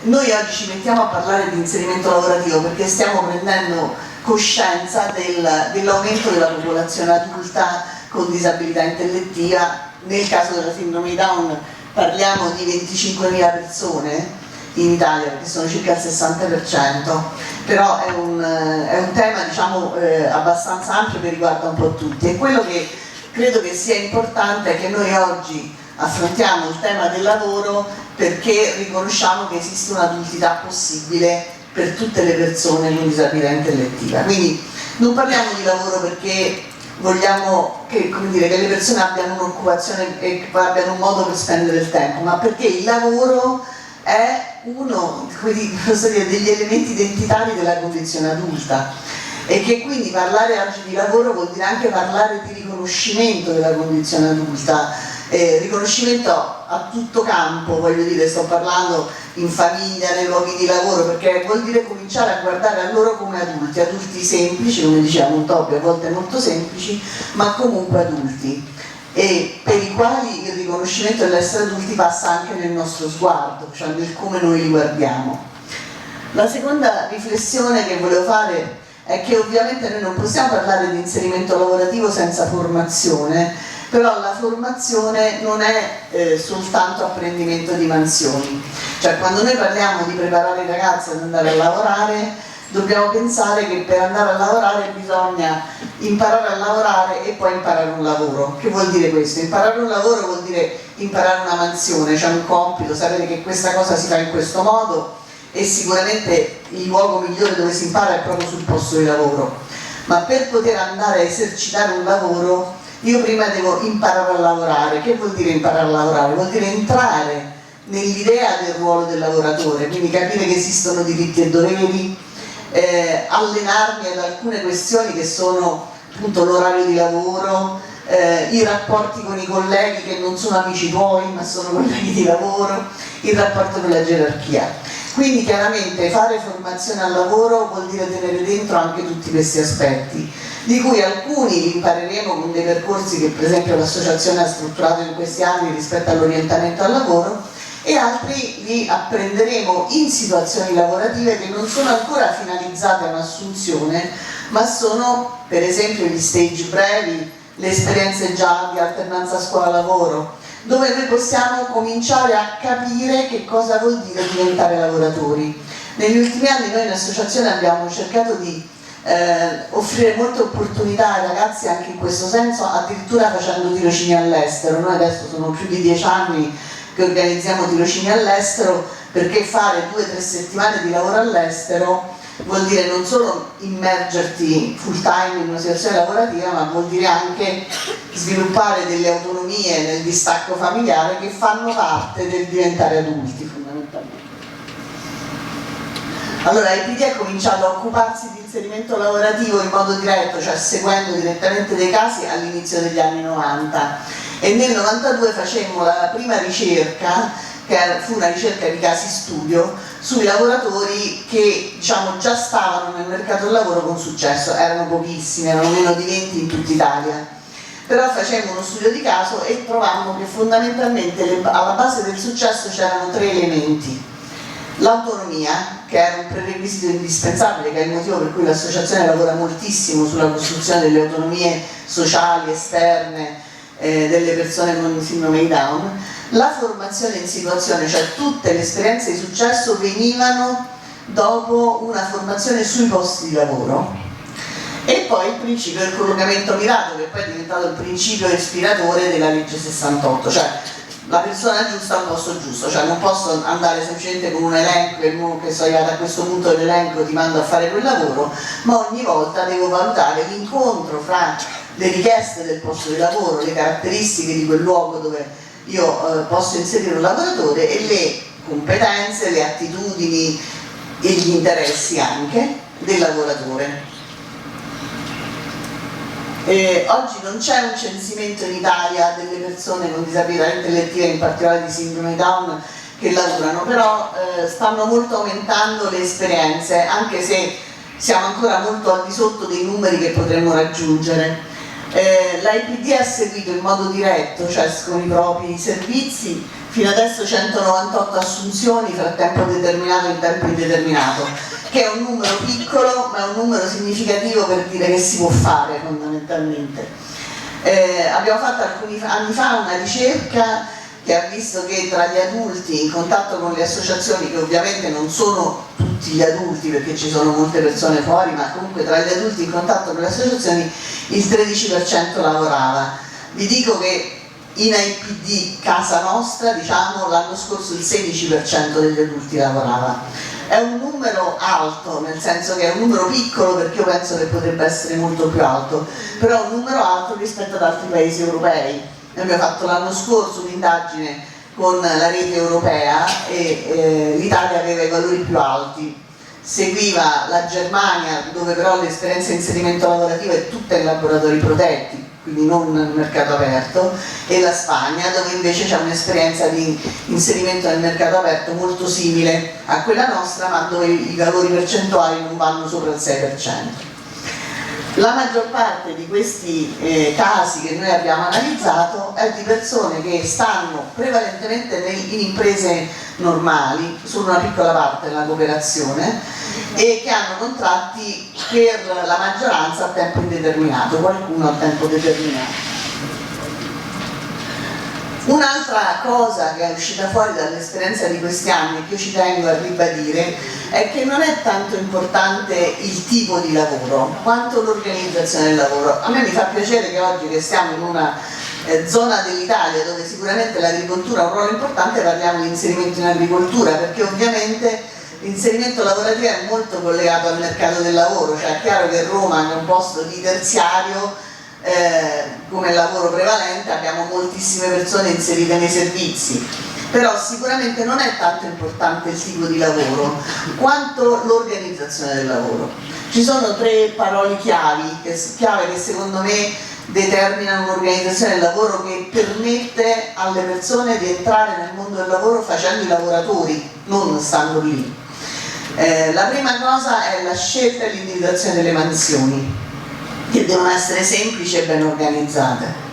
Quindi è chiaro che questo in moltissimi settori di lavoro lo possiamo trovare, ma vanno individuate le mansioni.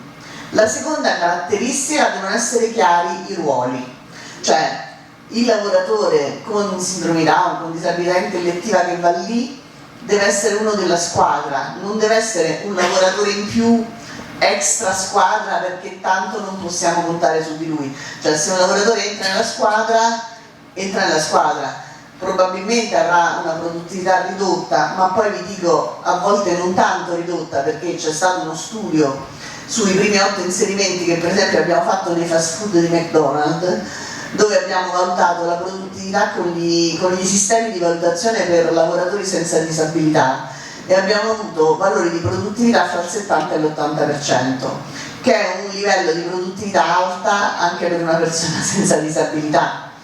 Quindi se il collegamento è mirato, effettivamente anche questo tema della produttività diciamo si rivede un pochettino. L'ultima cosa ovviamente è il riconoscimento del lavoratore come tale, cioè una persona non può stare lì e poi voglio dire, i colleghi gli girano intorno e fanno le cose al posto suo. Cioè se una persona sta lì avrà le sue mansioni, saranno magari delle mansioni piccole, ma sono le sue mansioni e dobbiamo chiedere che le faccia. Noi in questi anni abbiamo sviluppato una metodologia che seguiamo un po' in tutte le nostre sezioni, che considera 3 interlocutori importanti nel momento in cui facciamo un percorso di inserimento lavorativo. I 3 interlocutori sono i lavoratori, ovviamente, le aziende e le famiglie. Sono 3 interlocutori importanti perché hanno, come dire, delle funzioni diverse, e noi esercitiamo delle attività diverse con i 3 interlocutori perché comunque il processo vada a buon fine. Allora io ho provato a distinguere 3 fasi: il prima, il durante e il dopo, cioè il prima dell'inserimento lavorativo, quali tipi di azioni noi facciamo con questi attori. La prima cosa che facciamo con le aziende è sensibilizzarle e informarle. Molte aziende a volte non conoscono neanche la normativa, oppure non hanno mai conosciuto una persona con sindrome Down, quindi un'azione che facciamo è di informarle sul tema, dare la nostra disponibilità e poi presentare i curriculum vita e i candidati laddove si apre la possibilità di fare un inserimento. Dove quando parlo di inserimento sto parlando sia di un inserimento che può essere già finalizzato, sia di un inserimento che diventa una prima fase di conoscenza e di esperienza, perché anche le esperienze sono molto importanti. Nei confronti della famiglia, oltre a informarle sui diritti, perché credo che sia importante Adesso le famiglie sono sempre più informate, per fortuna, rispetto a un tempo, ma prima molto spesso la famiglia si approcciava al tema dell'inserimento lavorativo quasi come se dovesse chiedere un piacere a qualcuno, mentre crediamo che sia importante sapere che ci sono dei diritti e che ovviamente il lavoratore ha anche dei doveri. Ma quindi una prima azione che facciamo è l'informazione. Una seconda azione importante è l'accompagnamento nella presa di coscienza di che cosa vuol dire per una persona diventare adulto, che cosa vuol dire andare a lavorare.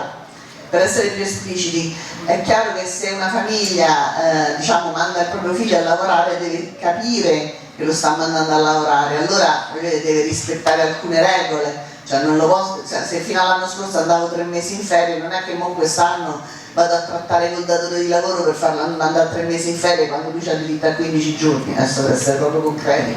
Oppure non è possibile che io vado dal datore di lavoro quando c'è un lavoro all'esterno a dirgli guarda è un po' raffreddato, non lo mandi fuori, adesso banalizzo, però quello che voglio dire è che siccome si conquista man mano la consapevolezza che i figli diventano adulti, anche le famiglie vanno sostenute in questo percorso di presa di coscienza e di presa di coscienza di che cos'è questa scelta.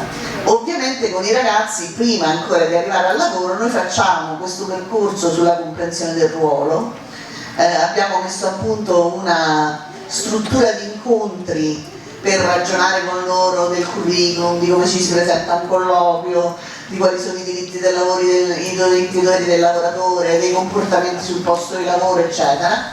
E questo tipo di preparazione che viene parallelamente alle prime esperienze lavorative, anche questi stage brevi. Ovviamente poi con loro costruiamo i profili personali di ogni ragazzo e i curriculum, dove chiaramente nel curriculum vitae di una persona con disabilità intellettiva non ci saranno solo i titoli di studio, ma ci saranno anche proprio le competenze specifiche, quindi quelle capacità e anche quelle caratteristiche che possono permettere all'azienda di capire meglio chi è quella persona nel momento in cui poi la va a incontrare o a selezionare. Che succede quando troviamo un'azienda disponibile a fare un inserimento? Una prima cosa che facciamo è ragioniamo con l'azienda nella definizione del rapporto di lavoro, perché nell'inserimento lavorativo bisogna anche entrare molto in collaborazione per definire che cosa è meglio. È chiaro che è diverso se parliamo di un'azienda obbligata o di un'azienda non obbligata, per esempio, per cui anche la scelta del contratto, la scelta del tempo determinato, del tempo indeterminato, dell'orario di lavoro viene fatta con una collaborazione. Noi tendenzialmente proponiamo alle aziende contratti di lavoro part-time tra le 20 e le 25 ore settimanali. Questo per due motivi: 20-25 ore settimanali è un lavoro vero, sotto non assomiglia a un lavoro, dico francamente. Ma al tempo stesso mantenere un contratto di lavoro sotto le 25 ore settimanali permette all'azienda, se è un'azienda obbligata, di ottemperare comunque agli obblighi di legge, al lavoratore di avere la possibilità di impegnarsi ma di avere ancora tempo per i suoi interessi, calcolando che sono tutti lavoratori che immediatamente poi si muovono con mezzi pubblici, quindi devono aggiungere all'orario di lavoro tutti gli spostamenti. E ci sono anche alcune agevolazioni rispetto al diritto alla pensione di reversibilità dei genitori per il lavoratore disabile se mantiene il rapporto di lavoro sotto 25 ore, quindi c'è anche quest'altra caratteristica. Ovviamente un altro lavoro che facciamo con l'azienda è la formazione dei colleghi. Noi abbiamo predisposto e mettiamo a disposizione gratuitamente 14 video clip, durano 3-4 minuti, sulle cose che abbiamo visto succedono più frequentemente sui posti di lavoro, cioè alcune esigenze di spiegare meglio le mansioni ad atteggiamenti magari troppo permissivi e così via.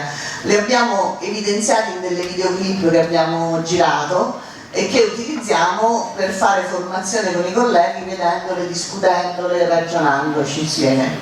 Stiamo preparando anche altro materiale.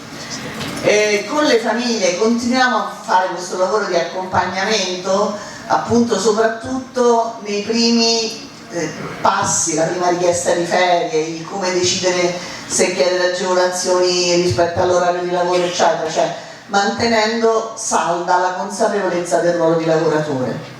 Con i ragazzi noi di solito proponiamo alle aziende un tutoraggio per 6 mesi.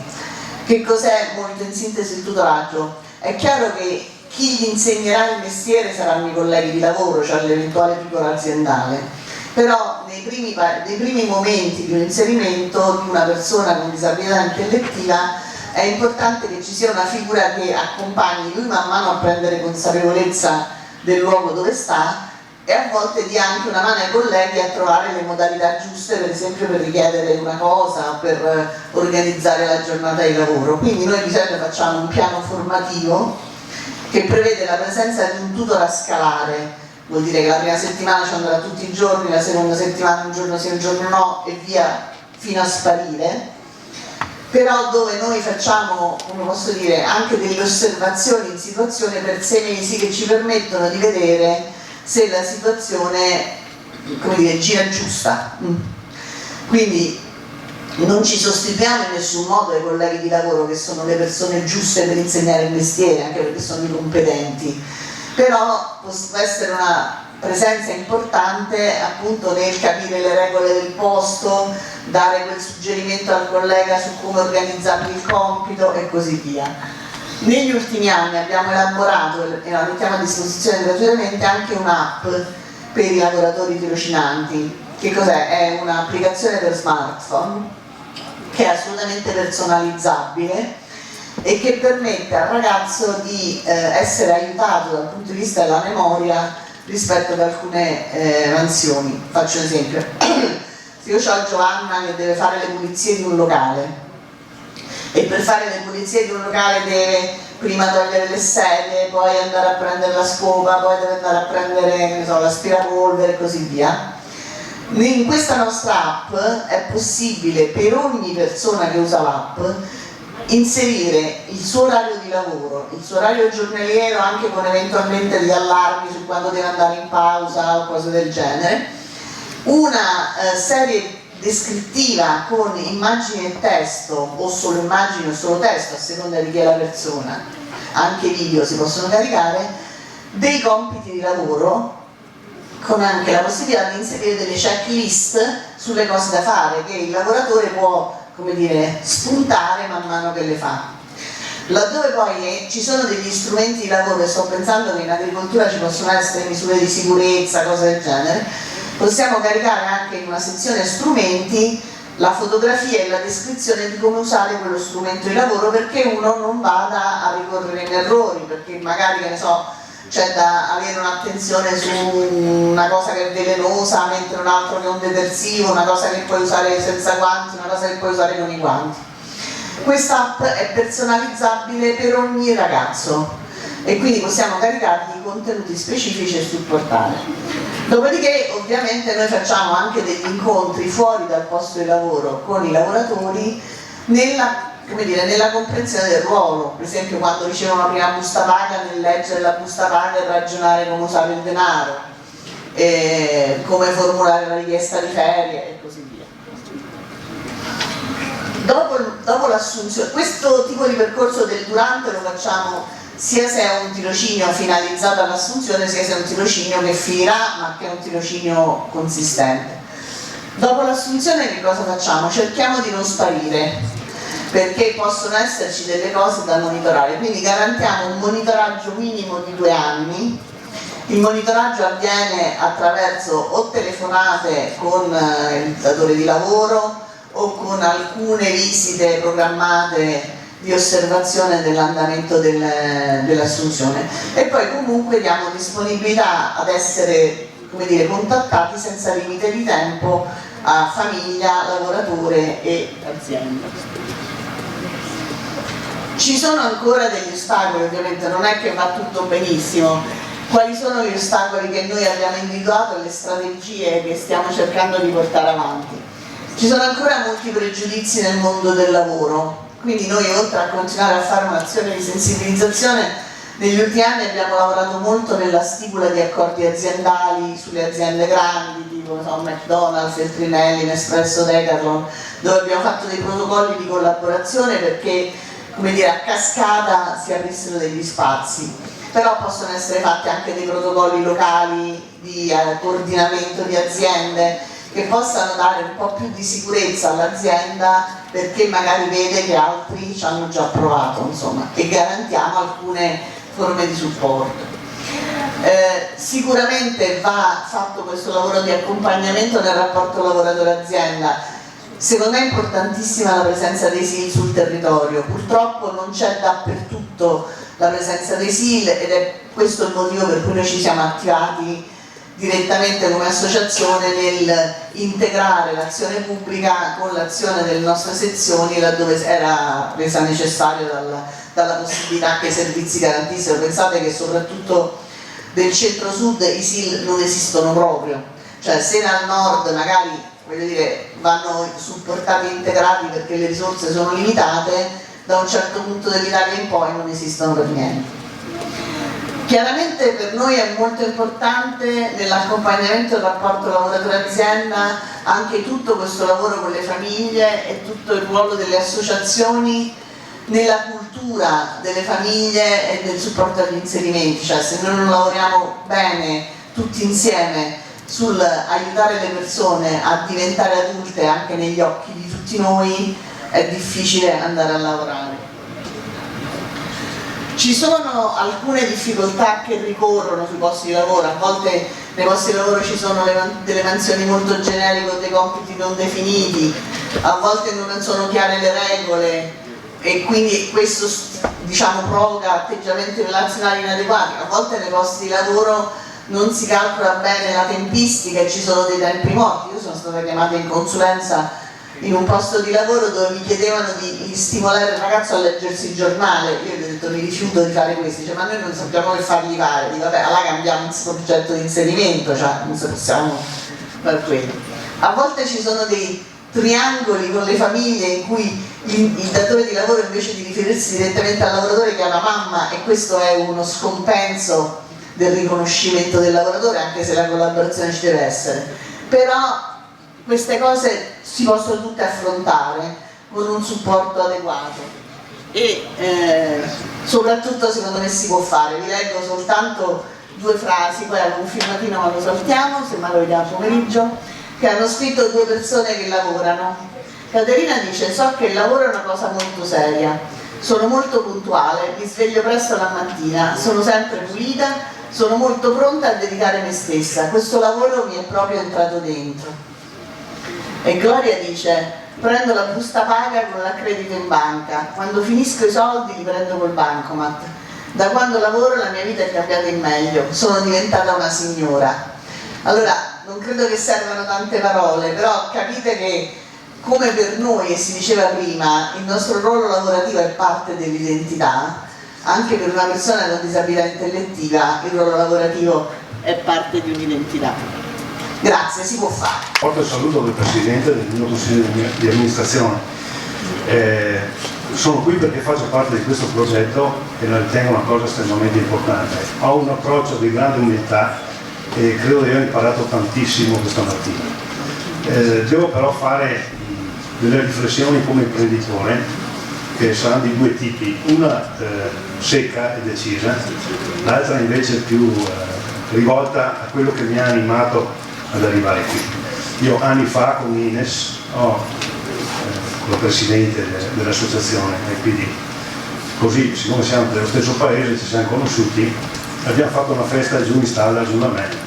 Io ho un'azienda di vacche da latte, produco latte per Latte Busca, come una delle tante aziende che ci sono a Belluno, in provincia di Belluno.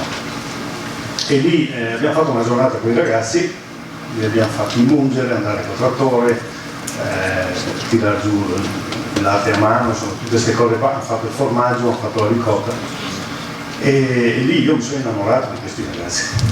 Cioè, è una cosa che è partita dal cuore, non è partita non certo del profitto e dalla voglia di sistemare magari una situazione, come ho sentito alcuni consulenti, attenzione a fare le aziende sociali in agricoltura, perché certe aziende che sono già incasinate con seri problemi finanziari cercano di risolvere la situazione finanziaria di buchi fatti prima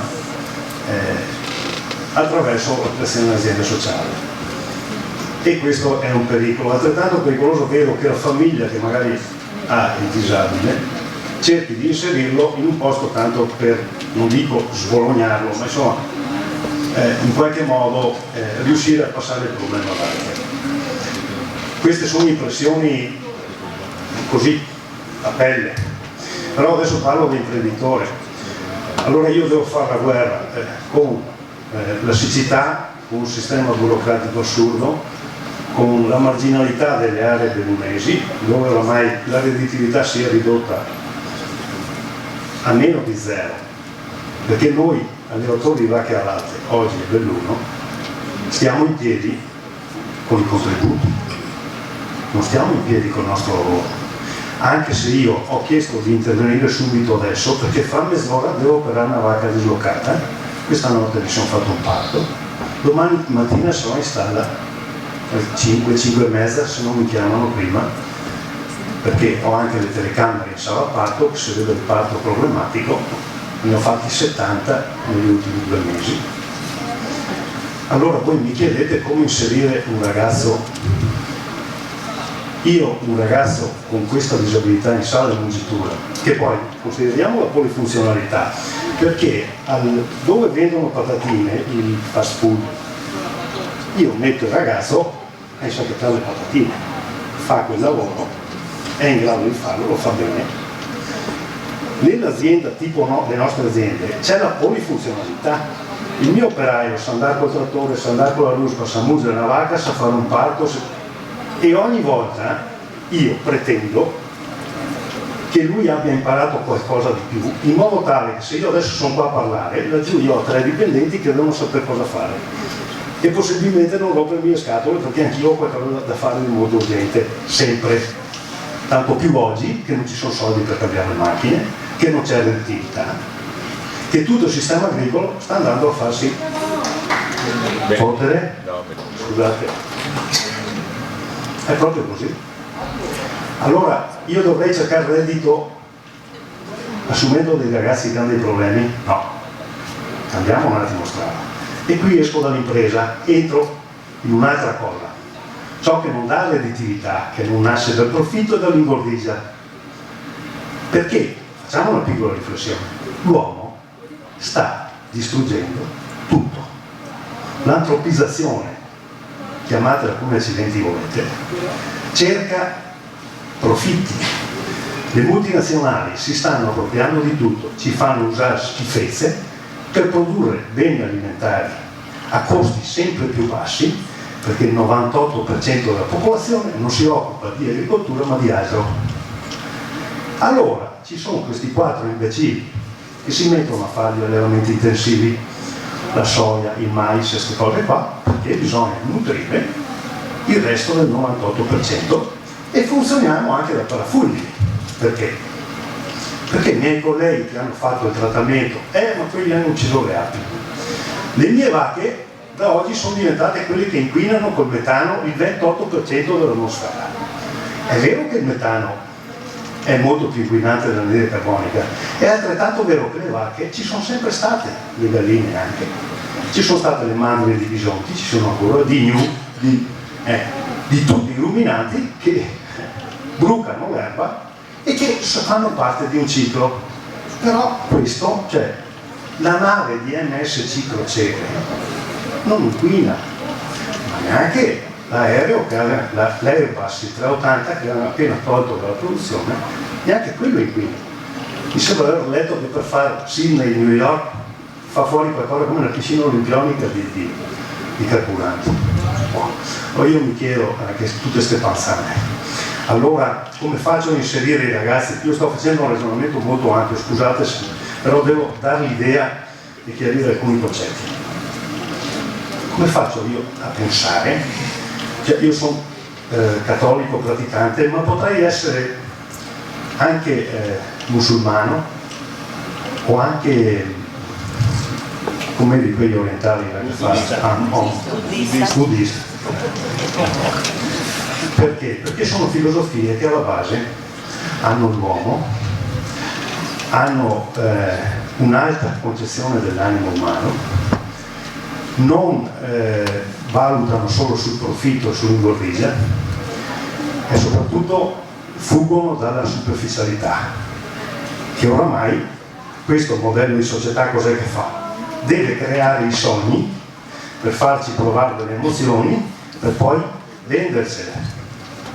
Allora in tutto questo processo la disabilità o comunque chi è più sfigato di noi deve soccombere.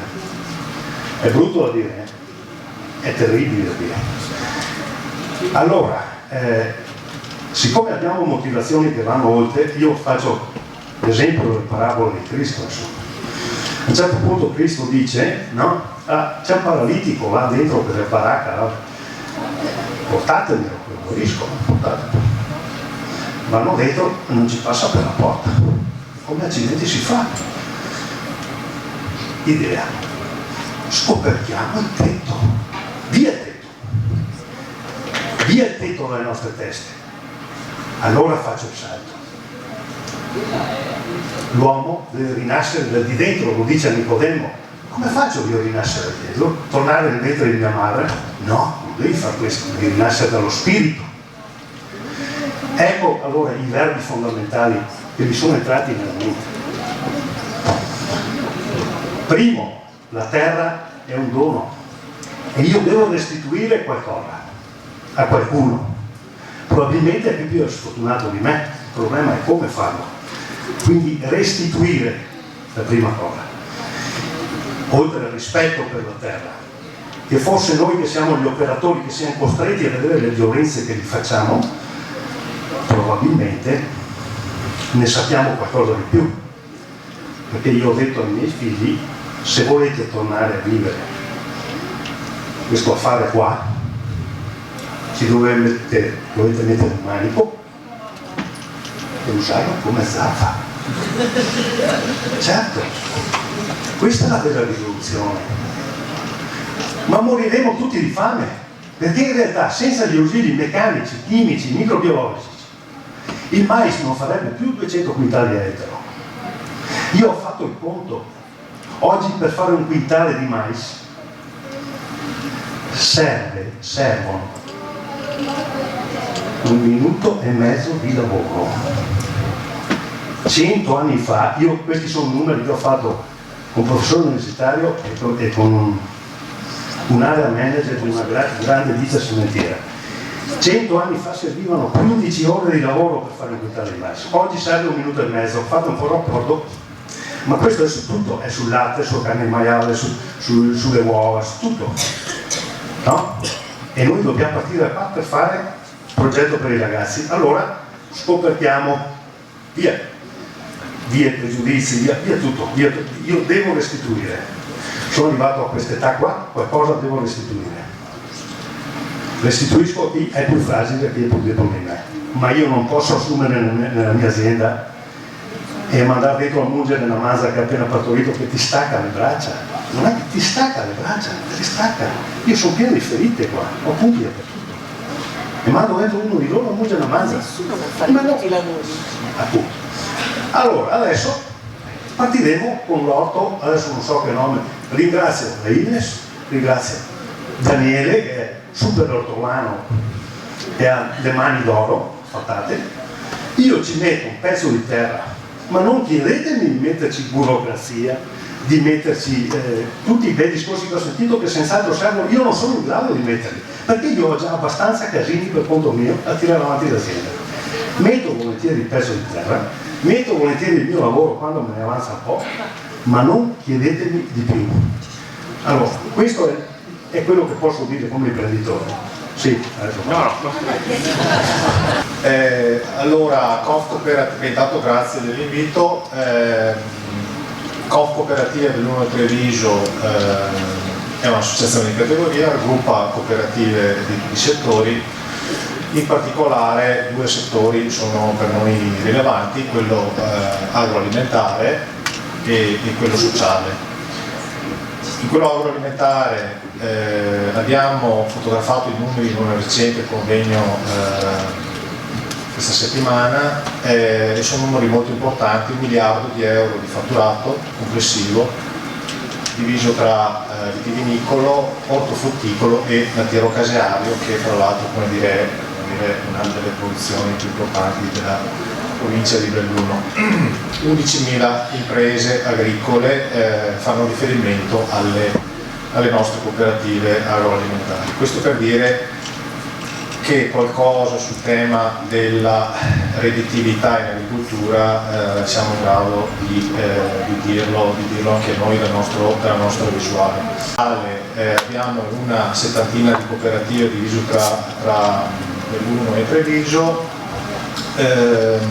anche qua con numeri molto significativi sia in termini di fatturato, 240 milioni di euro di fatturato e circa 6.000 addetti. E quello che volevo dire in maniera piuttosto rapida era questo rispetto al tema della giornata. Allora, il modello che esiste in maniera praticamente totalitaria nei nostri 2 territori per quanto riguarda l'agricoltura sociale è quello delle cooperative sociali di tipo B, quindi quelle di inserimento lavorativo, cioè dove si è sviluppata attività di agricoltura in forma abbastanza professionale. Sono tutte realtà, sono 5 in provincia di Belluno e 10 una decina in provincia di Treviso, sono tutte cooperative appunto in cui c'è ai sensi della legge 381 l'obbligo di inserimenti lavorativi nella misura minima del 30%, inserimenti lavorativi di soggetti svantaggiati, e nello svantaggio rientrano anche le persone disabili, 30% rispetto al personale non svantaggiato. Di queste 15 cooperative 4-5 sono esclusivamente cooperative che svolgono attività agricola e quindi sono tutte riconosciute come cooperative sociali agricole. Molte di queste hanno anche titolo di IAP. Le altre sono cooperative sociali tipo B che hanno l'attività agricola con inserimento lavorativo all'interno di altre attività che la cooperativa svolge, sia con soggetti non svantaggiati che con soggetti svantaggiati. Questo per dire cosa? Per dire che molto spesso questo tipo di attività viene svolto appunto in maniera non prioritaria, non prevalente, e torno al tema di chi mi ha preceduto sulla redditività dell'attività agricola per confermare che se c'è un grosso problema di redditività per chi fa questa attività da sempre come Slongo e chi lavora in maniera estremamente professionale in agricoltura, figuratevi cosa questo significhi per chi questa attività la svolge, 1 da molti meno anni, quindi con molta meno esperienza, 2 tra l'altro appunto inserendo figure che hanno dei limiti di capacità lavorativa.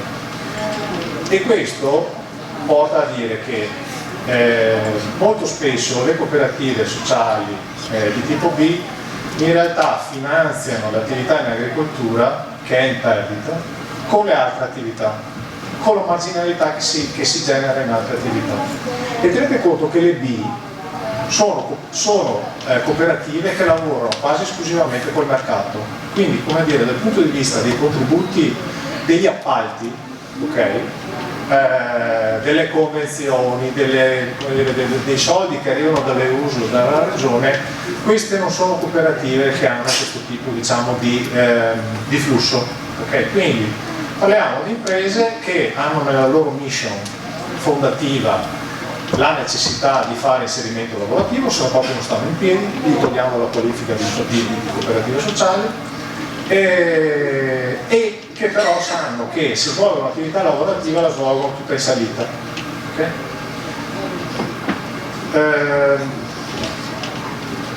Mi è piaciuto ovviamente anche il professore dell'Università di Pisa, se non ricordo male, Jacopo, quando ha sottolineato il fatto che effettivamente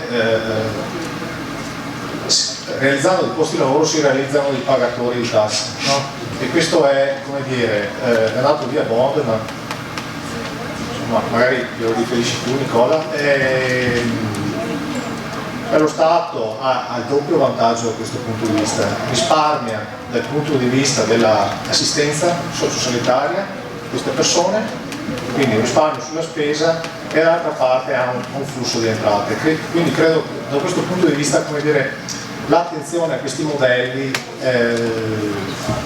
adesso io spezzo la lancia a favore delle nostre cooperative sociali, non potrebbe essere così, però come dire, attenzione a questi modelli sia da parte, come dire, dello Stato sia da parte della Regione dovrebbe essere più costante, ecco, più costante. Un altro dei problemi che hanno le cooperative sociali che svolgono attività agricola è ovviamente quello della vendita, cioè della capacità di trovare canali commerciali sufficientemente remunerativi. Da questo punto di vista siamo, come dire, un po' siamo agli esordi dal punto di vista anche della capacità commerciale di queste realtà, fanno molta fatica in un mercato in cui c'è un'eccedenza di offerta rispetto alla domanda, quindi oltre a, come dire, fare molta fatica a organizzare il lavoro e a far quadrare i conti, c'è anche il problema di far fatica a vendere. Allora, da questo punto di vista la necessità sicuramente è quella, anche da parte nostra, anche da parte della nostra associazione, è quella di sforzarci di creare maggiori rapporti di filiera, che significa fare in maniera che appunto queste cooperative intanto si parlino e collaborino tra di loro, che collaborino con le altre cooperative agricole, che collaborino con le imprese agricole del territorio, che collaborino con le attività di natura commerciale, con i grossisti, con la ristorazione e quant'altro. Da questo punto di vista mi pare ci fosse Testoni anche della regione Veneto, saluto, e io credo che un aiuto anche da parte della regione quando elabora i piani di sviluppo rurale, quindi alcune misure dello sviluppo rurale che potrebbero essere dedicate, potesse avere proprio attenzione a questo tentativo di partire dal basso nella costruzione di filiere. Quando si è parlato prima, e finisco Nicola quando si è parlato prima di smart food, questo credo che potrebbe essere, come dire, il tema un po' elegante di questa cosa, cioè se in qualche maniera si riesce a fare in maniera che il valore intrinseco della produzione sia quello proprio dello smart food, perché è creato, come dire, molte delle nostre cooperative hanno anche fatto la produzione bio, ma anche sul valore sociale, sul valore dell'inserimento lavorativo, e si aiuta anche un po' il tema della comunicazione e della promozione. Da questo punto di vista io credo che la Regione ci darebbe una grossa mano senza sostituirsi a quello che devono fare le cooperative e le associazioni. Grazie. Grazie a tutti i convenuti e penso che dobbiamo fare un plauso all'Associazione Italiana Persone Down, perché 30 anni fa a Belluno ha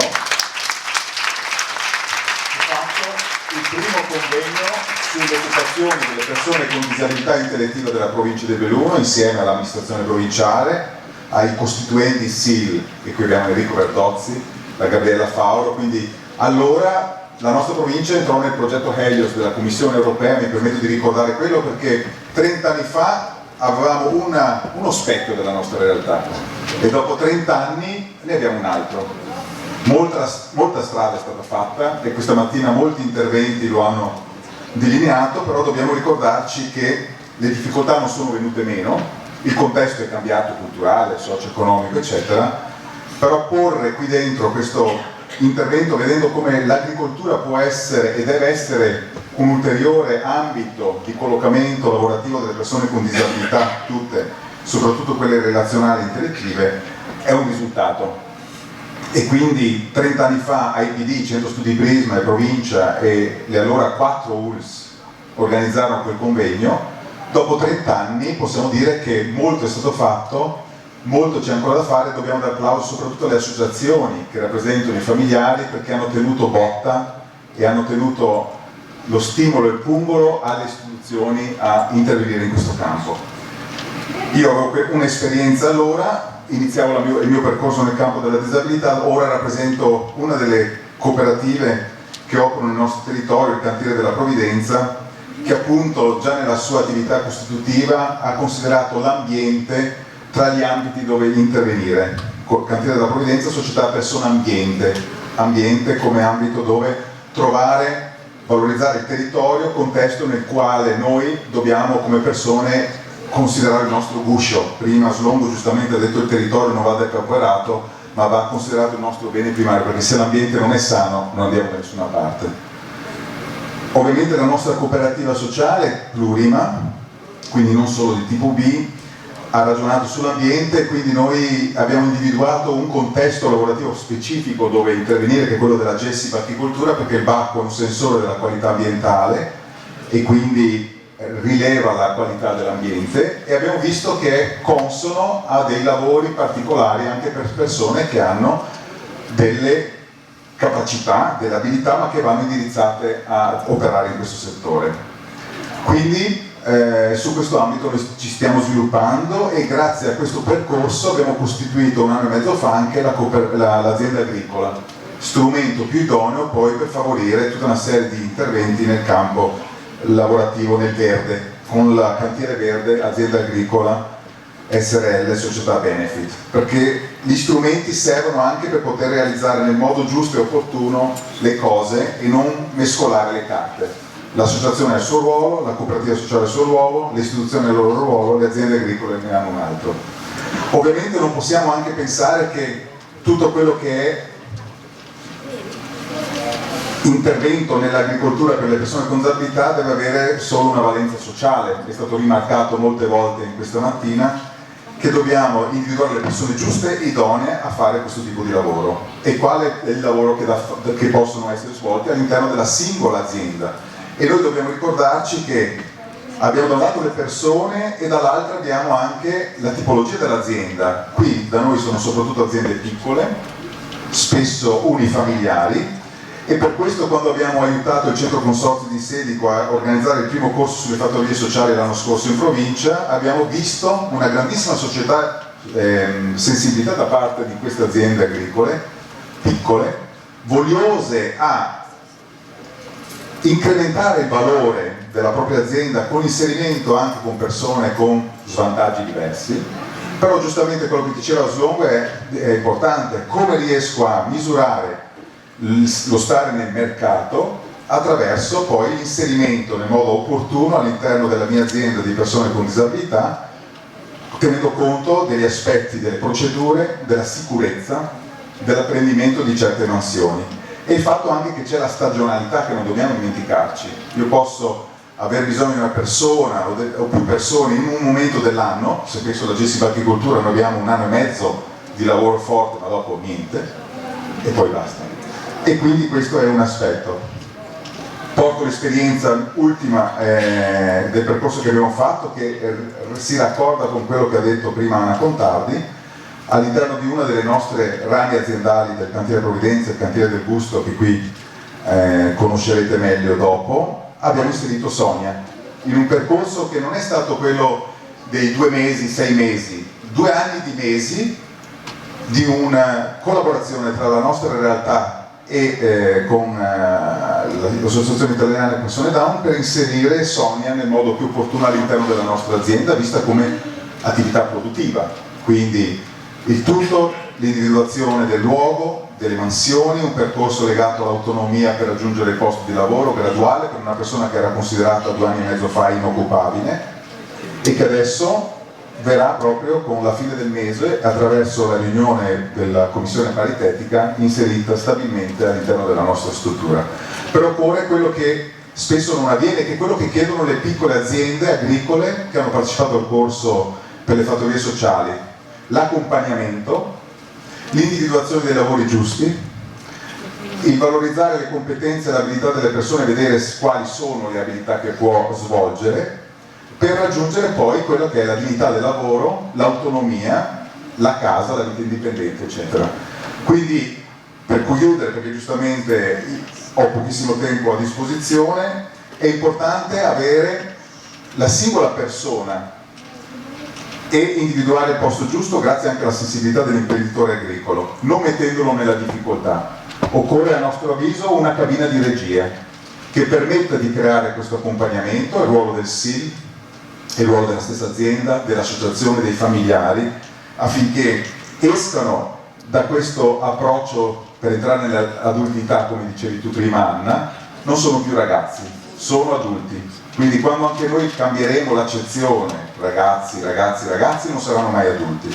Quando saranno Giovanni, Sonia, Enrico, avremo fatto anche l'approccio culturale più opportuno. Ognuno poi è protagonista nel suo ambito, dalla scuola, eccetera. Dobbiamo metterci in rete, ma ci vuole, non può essere che l'IPD oggi, un domani, l'altra associazione o la cooperativa sia il motore di questo treno.